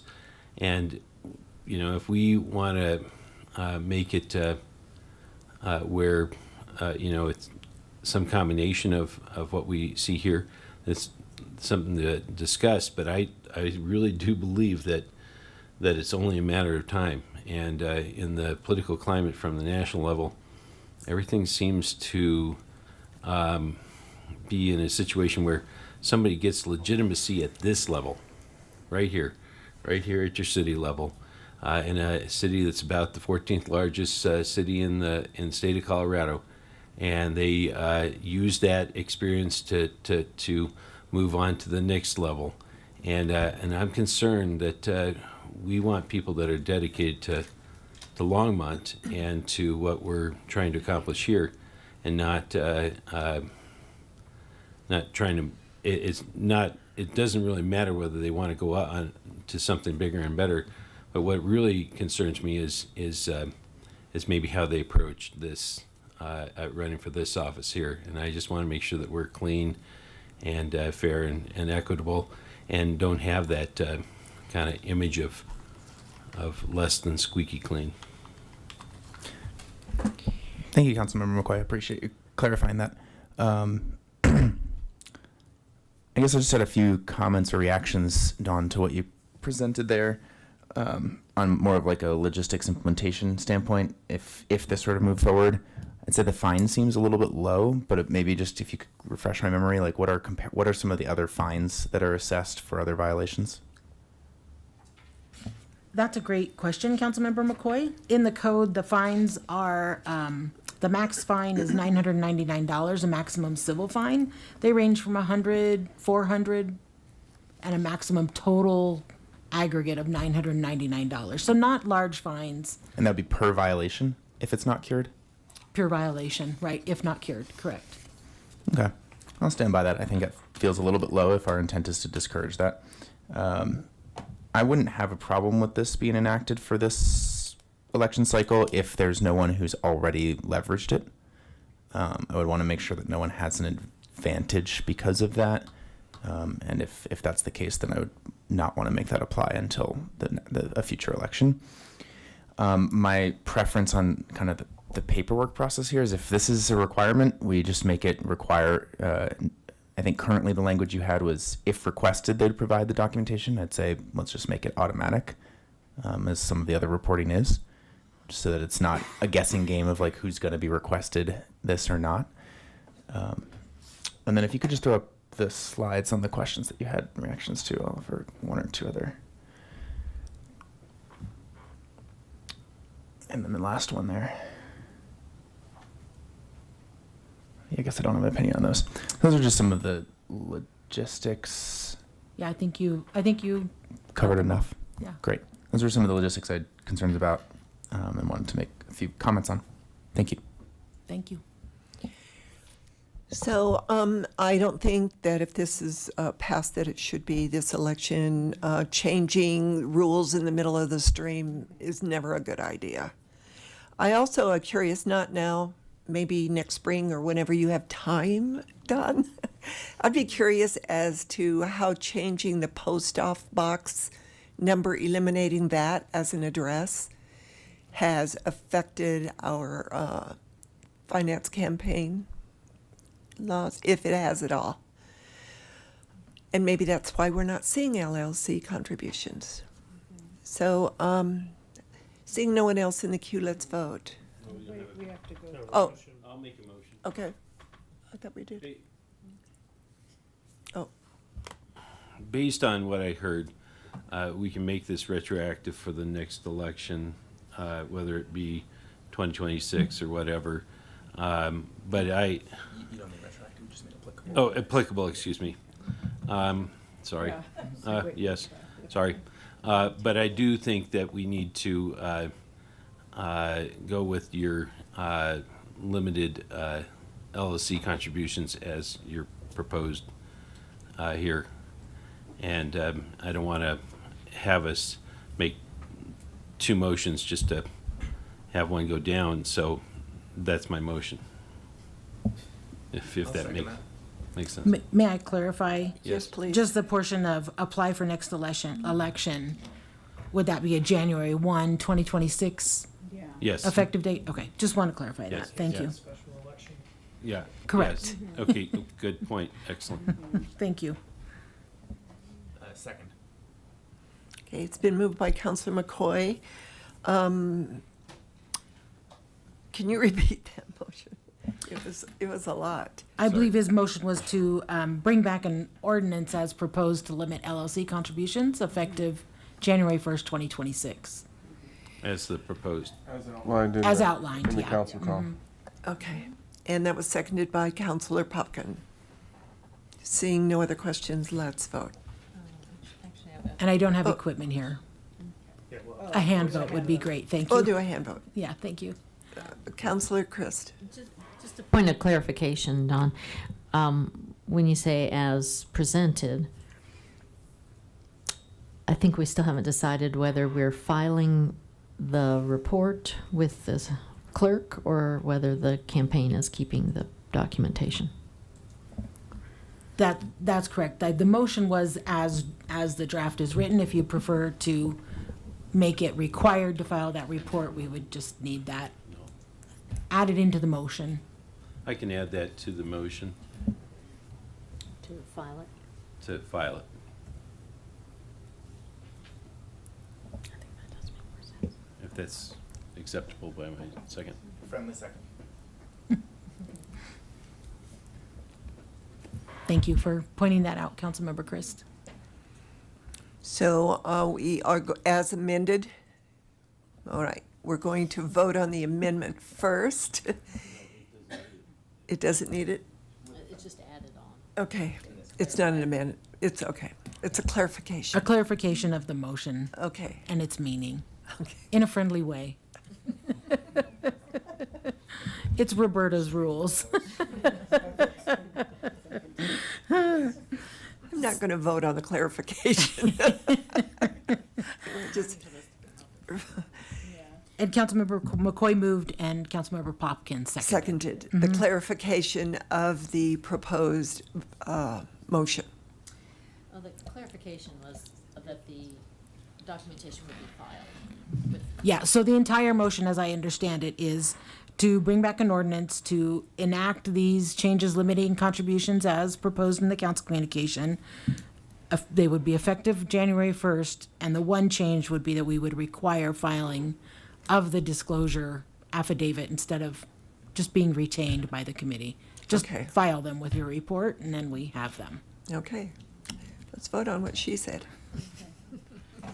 Hand vote, yeah, we're. Oh, that's right. All those in favor of the motion? Oh, yeah, I'll bring it back. All those opposed? 2. Thank you very much. You're very welcome. Unless there's anything else you all have for me, that's all we have for you on that one. I will switch seats very quickly. Thank you for your service. Do you need us to make a motion to suspend the rules? Sure. Mayor Pro Tem Rodriguez. Shoot. There you go. Mayor Pro Tem Hidalgo Faring. It's all right, you're good. I really Okay, thank you, appreciated you, Aaron. So I would like to make a motion to suspend the council's rules of procedure to consider an upcoming resolution. It's been moved by Mayor Pro Tem Hidalgo Faring. Thank you. Seconded by Councilor Yarbrough to suspend the council's rules of procedure to discuss Resolution 2025-37. All those in favor, are we doing a hand or? I'm not logged back in. Okay, all those in favor say, raise your hand. Aye. All those opposed? Okay. So that passes 6-1 with Counselor Christ opposing. So I am going to make a motion to deny acceptance of Resolution 2025-37. And we'll explain why if I get a second. Yeah, for conversation, yeah. Tell me more, tell me more. All right, so I made that motion to deny Resolution 2025-37, seconded by Counselor Popkin. And here's why. I think all of you were offered a copy of this resolution at CML. This is a resolution that was authored by a Broomfield council person who wants all of the municipalities on the Northwest Corridor to adopt the resolution to basically stop the way RTD and FRPR are working with the governor's mandate or legislation, statutory creation of Front Range Passenger Rail. He refers back to the 2004 vote of 55 trains a day on BNSF lines double tracked. It doesn't say that in the resolution, but that is what he's referring to. And it is in the resolution, first of all, the governor is, the way he wants this line built, Front Range Passenger Rail, is with 9 stops from Fort Collins to Pueblo. That is the outline of FRPR. This resolution wants the amount of trips to be 12 trips a day, every day. And he also wants FRPR, Front Range Passenger Rail, to contract with local transit services offering bus service to all the municipalities that will not have a stop by the Front Range Passenger Rail. That is not the mandate from the governor. This is not a transit agency that offers bus service. This is a rail service that is creating a train to go from border to border, Wyoming border to the New Mexico border. The very front part of the first phase is from, excuse me, Union Station to Fort Collins. We've added 3, the other thing he wants is for RTD to complete the Northwest Corridor. They have built the Northwest Corridor accepting 3 stops, and that is Broomfield, Louisville, and Westminster. Front Range Passenger Rail District has taken over those 3 stops, which will complete the Northwest Corridor. And the reason that we have taken over those 3, when I say we, it's because I'm on the board, is because the way the CRISI grants were all combined, each municipality or some municipalities, including Longmont, have applied for CRISI grants to finish the portion or start work on the portion of track that will be FRPR. But the governor's office, through Lisa Kaufman, has combined all of those CRISI grants into one grant, and that put it in FRPR's mandate, I guess, in their build, I will say. It's hard for me to explain this. RTD is a commuter rail service, so they get funding from FTA. FRA is funding the Front Range Passenger Rail system, so that is why the financing for the last 3 stations in the Northwest Corridor is going to be done by FRA, not FTA. So this resolution, it doesn't understand that it wants the Northwest Corridor to be completed. So do we. It will be. They want it to be 2 separate things. They want he wants Northwest Corridor along with FRPR to have two separate routes.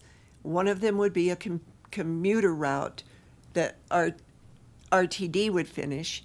The other one, including those three cities, would be FRPR, so that those three cities would get two trains. That isn't going to work. And I doubt, we do not, as Front Range Passenger Rail District, have the right to tell RTD that they have to complete their rail line per FTA, if that makes sense. So the other thing that he wants in this resolution is for there to be 12 trains a day. I saw that, yes. We have to go, it is BNSF that is telling us. They own the line, we do not. We're sharing the line with freight. They've done this before in Seattle and also in Texas, taking a freight line and incorporating passenger rail to see how it works. And all they can give for passenger rail is 3 to 5 trips a day. So that's the way it's going to start until we build out border to border the entire line, and then we are expecting 10 trips a day. So this resolution actually it negates what we're trying to do, and it negates what the governor's office has told us how we're going to build this line. So that's why I oppose it. And it is it is a residence, basically, resolution. It's not a resolution that is coming from Boulder City Council or from, it is one council person that wants everybody on the Northwest Corridor to accept this resolution and adopt it. So.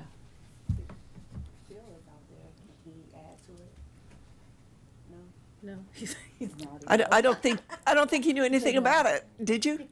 No. And the Northwest Mayors and Commissioners Coalition denied this as well. They didn't adopt it, as well as there was another entity. Yeah, his own city council denied it.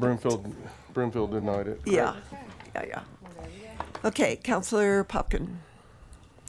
Thank you, Mayor Peck. That explanation is really helpful here, and I commend how much complexity you boiled down into, 3-4 minutes there. Because there were a lot of questions I had about kind of when this is coming up, and you answered like 99% of them. So thank you. Yeah. What's that 1%? It's making me nervous. Actually, I'm not even sure I need to ask it.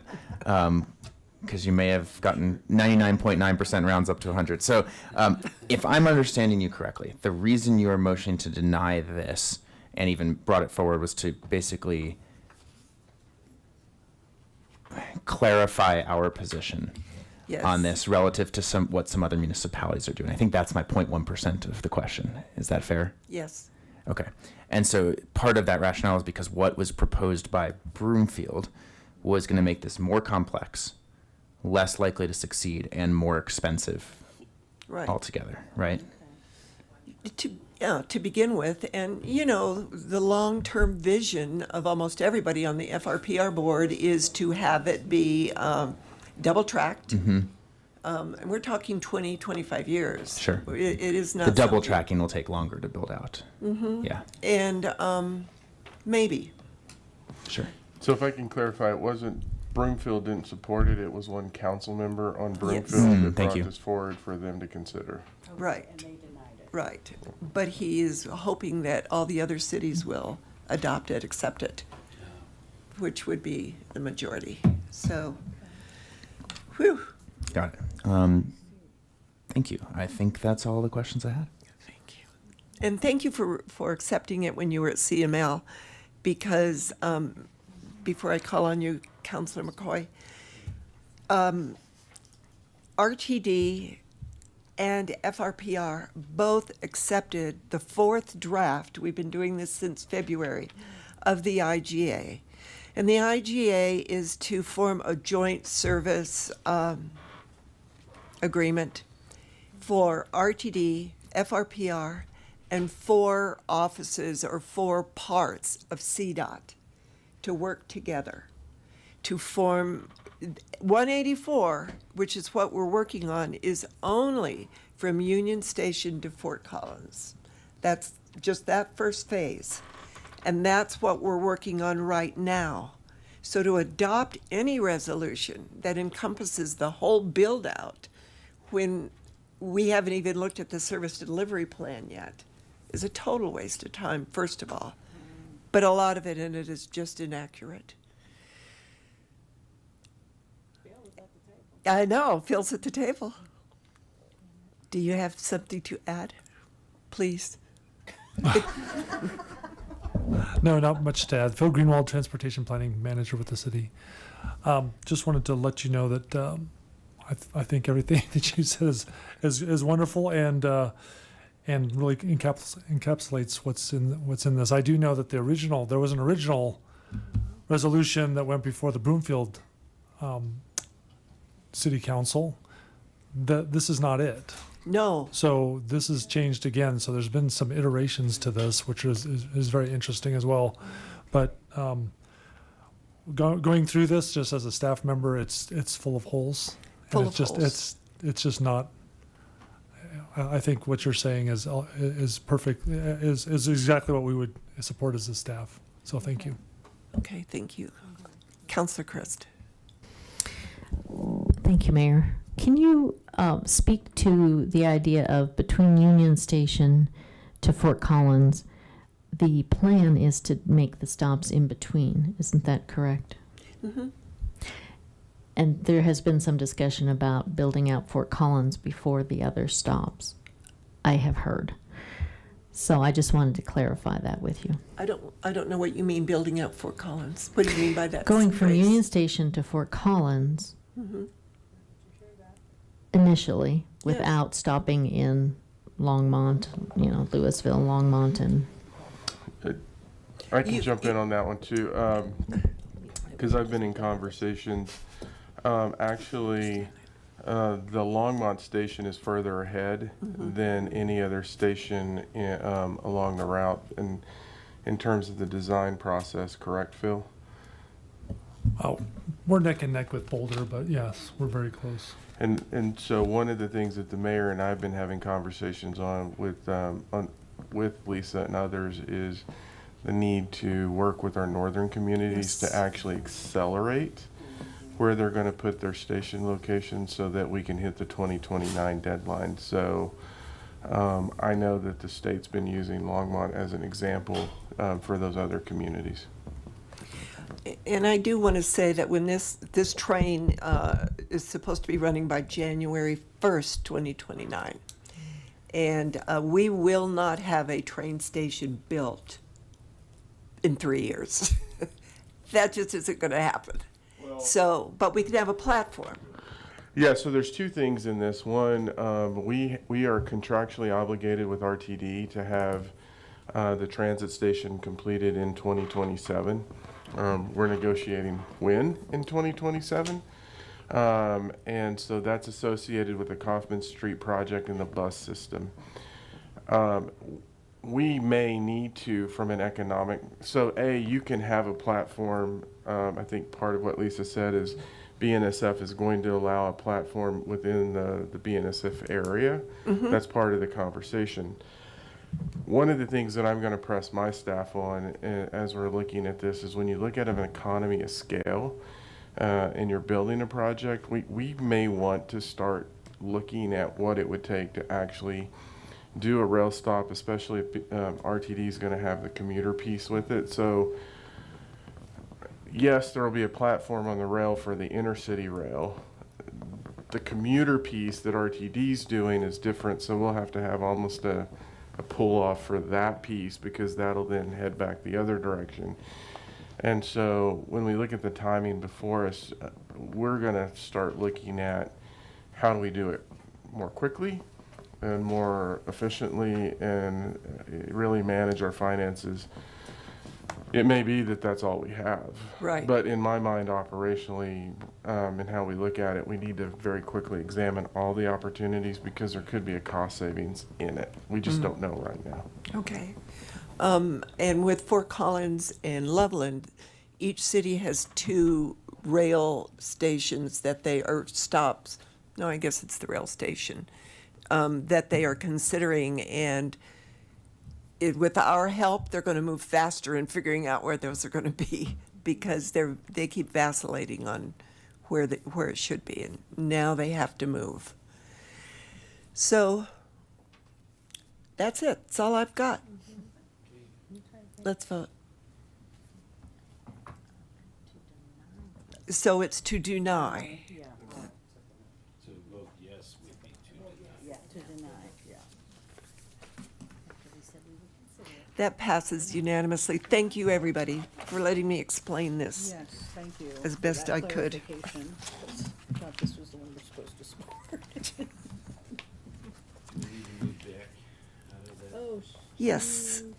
Well, I don't know, we didn't, we just voted to suspend the rules for the resolution.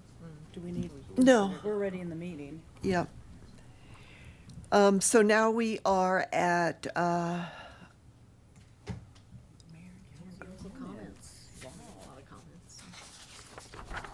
we sure we went through that? Oh my gosh. We did. Thank you for not speaking forever, ladies and gentlemen. Yeah. Councilor McCoy. Thank you, Mayor Peck.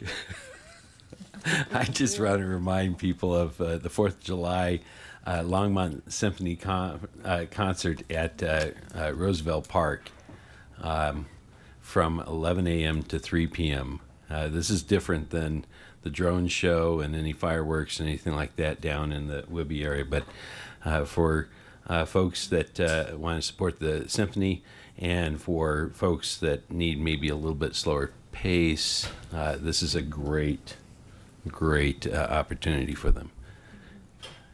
Thank you. Councilor Yarbrough. Thanks, Mayor. I just wanted to say thank you to everybody who attended Juneteenth. It was so hot. So hot. Oh my goodness. I felt like I should have lost 10 pounds. I don't know what the world, but anyway. I just want to say thank you to everybody for their support. Thank you to City Council again for, financially supporting and those who attended. And I appreciate everyone who attended, and hopefully each year it gets better and better. So I just want to say thank you to that. And also, I know we all got in our comms, communications about this weekend. Is there anyone, are you going to tell us like how everything is going to flow this weekend for the 4th? Just so that people can know. I'm putting you on the spot, yes. Yep. But that was my comments, and that was also a question. I just think that it's important for people to know, because, last year was something different, and it turned out to be a really good thing. What are we doing this year to make sure everybody who watches this and hear this know exactly what's going on? Thank you. So thankfully, Sandy has really been the one leading this project. And so I will have Sandy go over everything. She knows more of the details than I do. Mayor Peck, members of council, Sandy Cedar, Assistant City Manager. I'm just bringing up the website because the first thing you see when you go to the city's website is the fireworks to kind of indicate 4th of July stuff. So if you click on that, you'll start to see what's going on. And of course, we are starting with the symphony that Councilmember McCoy was just speaking of. And then we have the street party after that, July 4th from 5 to 11 p.m. on Emory Street between 1st and 3rd Avenues. So there'll be so many food trucks and wonderful games for kids to play and just hang out time for families and music, lots of great music happening. And then at 9:15, we start the drone show, sponsored by Nextlight, presented by the St. Vrain Drone Academy team. followed as soon as they're finished and are safely out of the way. Like that's important. Then we'll start the fireworks presented by the Kiwanis, and so the Skyline Kiwanis. And so at the end of that, there'll be some cleanup, a little bit more music and food, and then we'll close the streets for the evening. So we really encourage you to have people come on out and join us with the community for some professional fireworks and an amazing drone show. I've seen some of the info on the drone show. It's going to be terrific. They're going to try putting it to music this year. The symphony is not playing along with them because they're going to just concentrate on their concert at Roosevelt Park. And so it should be pretty exciting. The other thing I would tell you is that they're not here yet, Mayor, 1,000 Longmont flags for you to give out at the event. So they were supposed to show up this afternoon so I could hand them to you this evening. As soon as they're here, we'll let you know. Come on by, get a giant handful, and just hand them out to anybody who wants to know. We've had a lot of questions this last year about what is the Longmont flag and what does it look like. So we decided to go ahead and get some pulled together for you so that you could distribute them for 4th of July. So we'll let you know when those are in, and you can come pick some up, and then you can just give them out at the event if you're planning to attend. Will there be shuttles? This is a good question. Well, I was going to say, let's remember, Ride Longmont can take you there, but can they take you home? I guess it depends how long you stay. Oh, I meant to ask that in this meeting today, and I did not. Yeah, we forgot. They were exploring shuttles. One of the challenges they had, so they weren't able to do it. I'm looking. Phil left. Yeah, I think Phil left. You can take Ride Longmont there. You can take Ride Longmont there. That is something that we can talk to them about, is extending hours. They weren't able to pull the shuttles off this year, but it's something that they're factoring in just on the movement of the people. Unlike Rhythm on the River, where it was somewhat contained and that the route was easier, that was something they couldn't quite get pulled together this year in talking to Jeff. But it is something on their list next year. The big difference on this is First Street. So last year it was really contained on 2nd and Emory in that area. This year it's actually being expanded to First Street. So there will be some safety measures that they're going to have in terms of the railroad tracks for folks can move more. Sandy, I don't know if you can bring up the list of there's a lot. So one of the biggest complaints last year was there was not enough food. And there's a long list of food and beverage providers, and then the attractions. And they're talking about limited parking. As he's talking, I'm just bringing these up Yeah. on the screen here, the food providers. Limited parking. What we actually found last year, so I was on the south side of the river watching, a lot of folks actually were parking in different areas and actually utilizing the trail system to move into that area or parking further on Main Street. We are hearing also this year that I think more businesses are staying open. Oh, good. And so that may impact some of it. But yeah, that was the one thing that they couldn't quite get pulled together was the shuttle piece. Here's the information about the different stages and who's going to be coming in there. And we are also extending this to Summit Tacos as well. Right. That's over Yeah, there. we went all the way Based around on the their corner request. because I that think was one of you asked me something that last year. Who's Jamie Buffett? I believe it's a tribute band. It's a tribute band. Oh. It's a jammy buffet. Thanks. I believe it's a tribute By Smuckers. band for Jimmy Buffett. And then, of course, we do have the drone show presented. And Next Light is sponsoring the drone show, and then the fireworks from the Skyline Kiwanis. Thank you, Next Light, Valerie. Absolutely. So as soon as we have those flags, I will let you know. Absolutely. I think it's going to be a wonderful evening, and I know that the students at the drone team are super excited because this is now their second year, so now they've got it all down, in their mind. So it's going to be great. I thought it was great last year. So. Well, and actually, you all, by bringing the students in, I think that was their first our first performance. That was their first public performance. What has happened since then is they've had many public performances. Oh, good. And so you all, in partnering in the school district and their partnership, really kicked something off where, once again, supporting the young students in our community. Now they're performing at different areas within the district, and I think outside of the district. I believe they performed 10 times within the district, and then also we're down in Colorado Springs and at some of the national conferences in Colorado. People are seeing the difference in the cost. That's also and the enthusiasm. Yes. Yeah. Thanks So- for asking. I hope everyone's able to join us. So once again, clarifying, we are closing Dickens Park off in terms of the same issues because of with the drones and everything else. And our staff is, they're continuing to refine the plan. And they're actually thinking about next year already as they're learning through this. So more to come, but this is really turning into a big event for our community. Great. Hooray. And as many counselors as can go, I think we should show up. Yeah, I'll be there. Definitely. Eat as much food as you can. I don't know who was on first, so. Oh, everybody got off. Mayor Pro Tem. Thank you. Something else that came up from a few residents who attended, water, access to water. I think people were there was like a tent that had water. They couldn't access water from Wibby's. So they were told to go to other places, and I think they either ran out or there was a long line. So if there could be other water stations.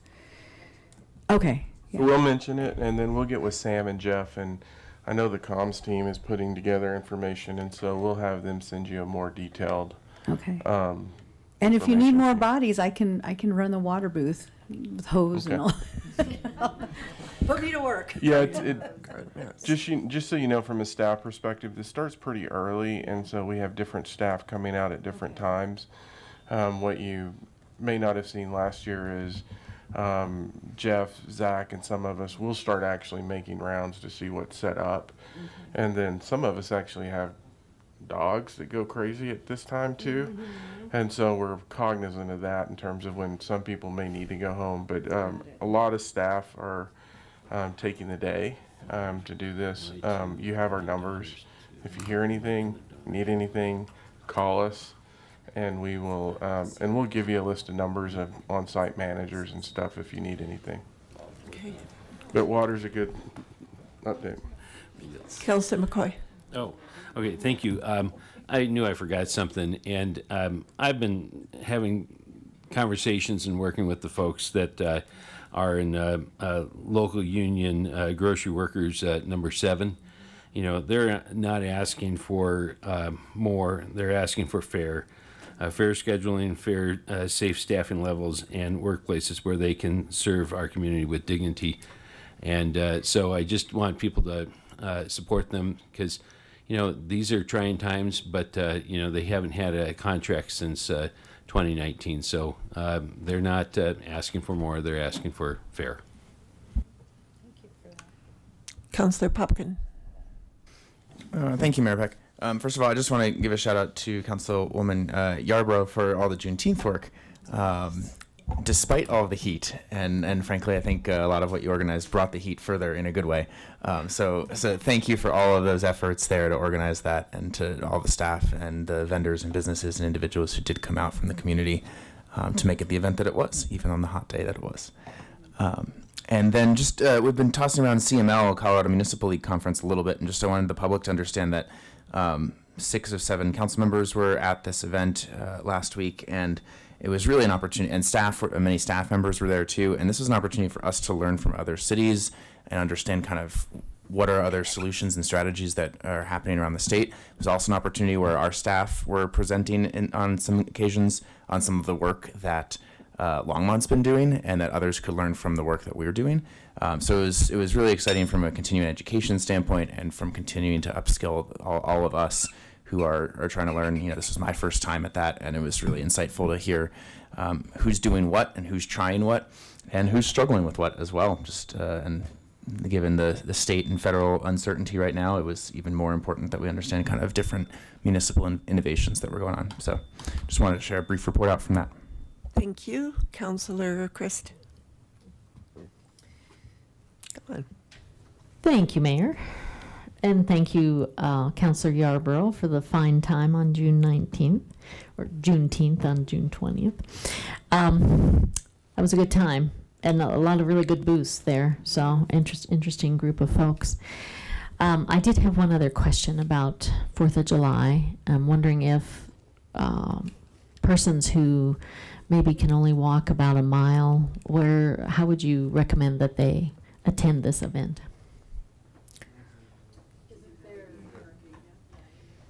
Let me bring back up the parking information. We do have ADA parking opportunities as well. And I'm sorry, my HDMI is not working. It was earlier, but it's not. There it It is. has given it up now. Now watch. Oh, It has. doesn't pull anything up. It's blank. Let's see here. I think it's this It part feels that has the overworked. parking. I'm sorry about that. You said your screen's not working. Yeah, for some reason it's. So parking, there's limited street parking and lot parking, but I think there's a designated ADA parking lot at the Our Center, north parking lot at 220 Collier. So we partnered with the Our Center. Lock your bike to their fence. Yeah, there's a big fence right there that you can lock your bike to as well. Okay, and you can use the parking for ADA requests. Yes, yeah. Okay. Yes, if you have your placard, you're welcome to park at the Air Center, and we'll have people there that are helping to direct folks. Oh, so you have to have a handicap sticker? Is that what you're saying? Yeah. Okay. Yeah. And is that, let's see, I guess that's on 3rd, yeah. So I guess that's within a mile. Okay. Thank Oh, you. yes. Thank you. Yes, yep, Yeah, okay, thank you. absolutely. City manager remarks. No comments, Mayor, Council. Attorney remarks. Okay. Thank you. Can I have a motion? Mhm. Second. It's been moved by Councillor McCoy, seconded by Mayor Pro Tem Hidalgo Faring. All those in favor? Aye. We are adjourned. I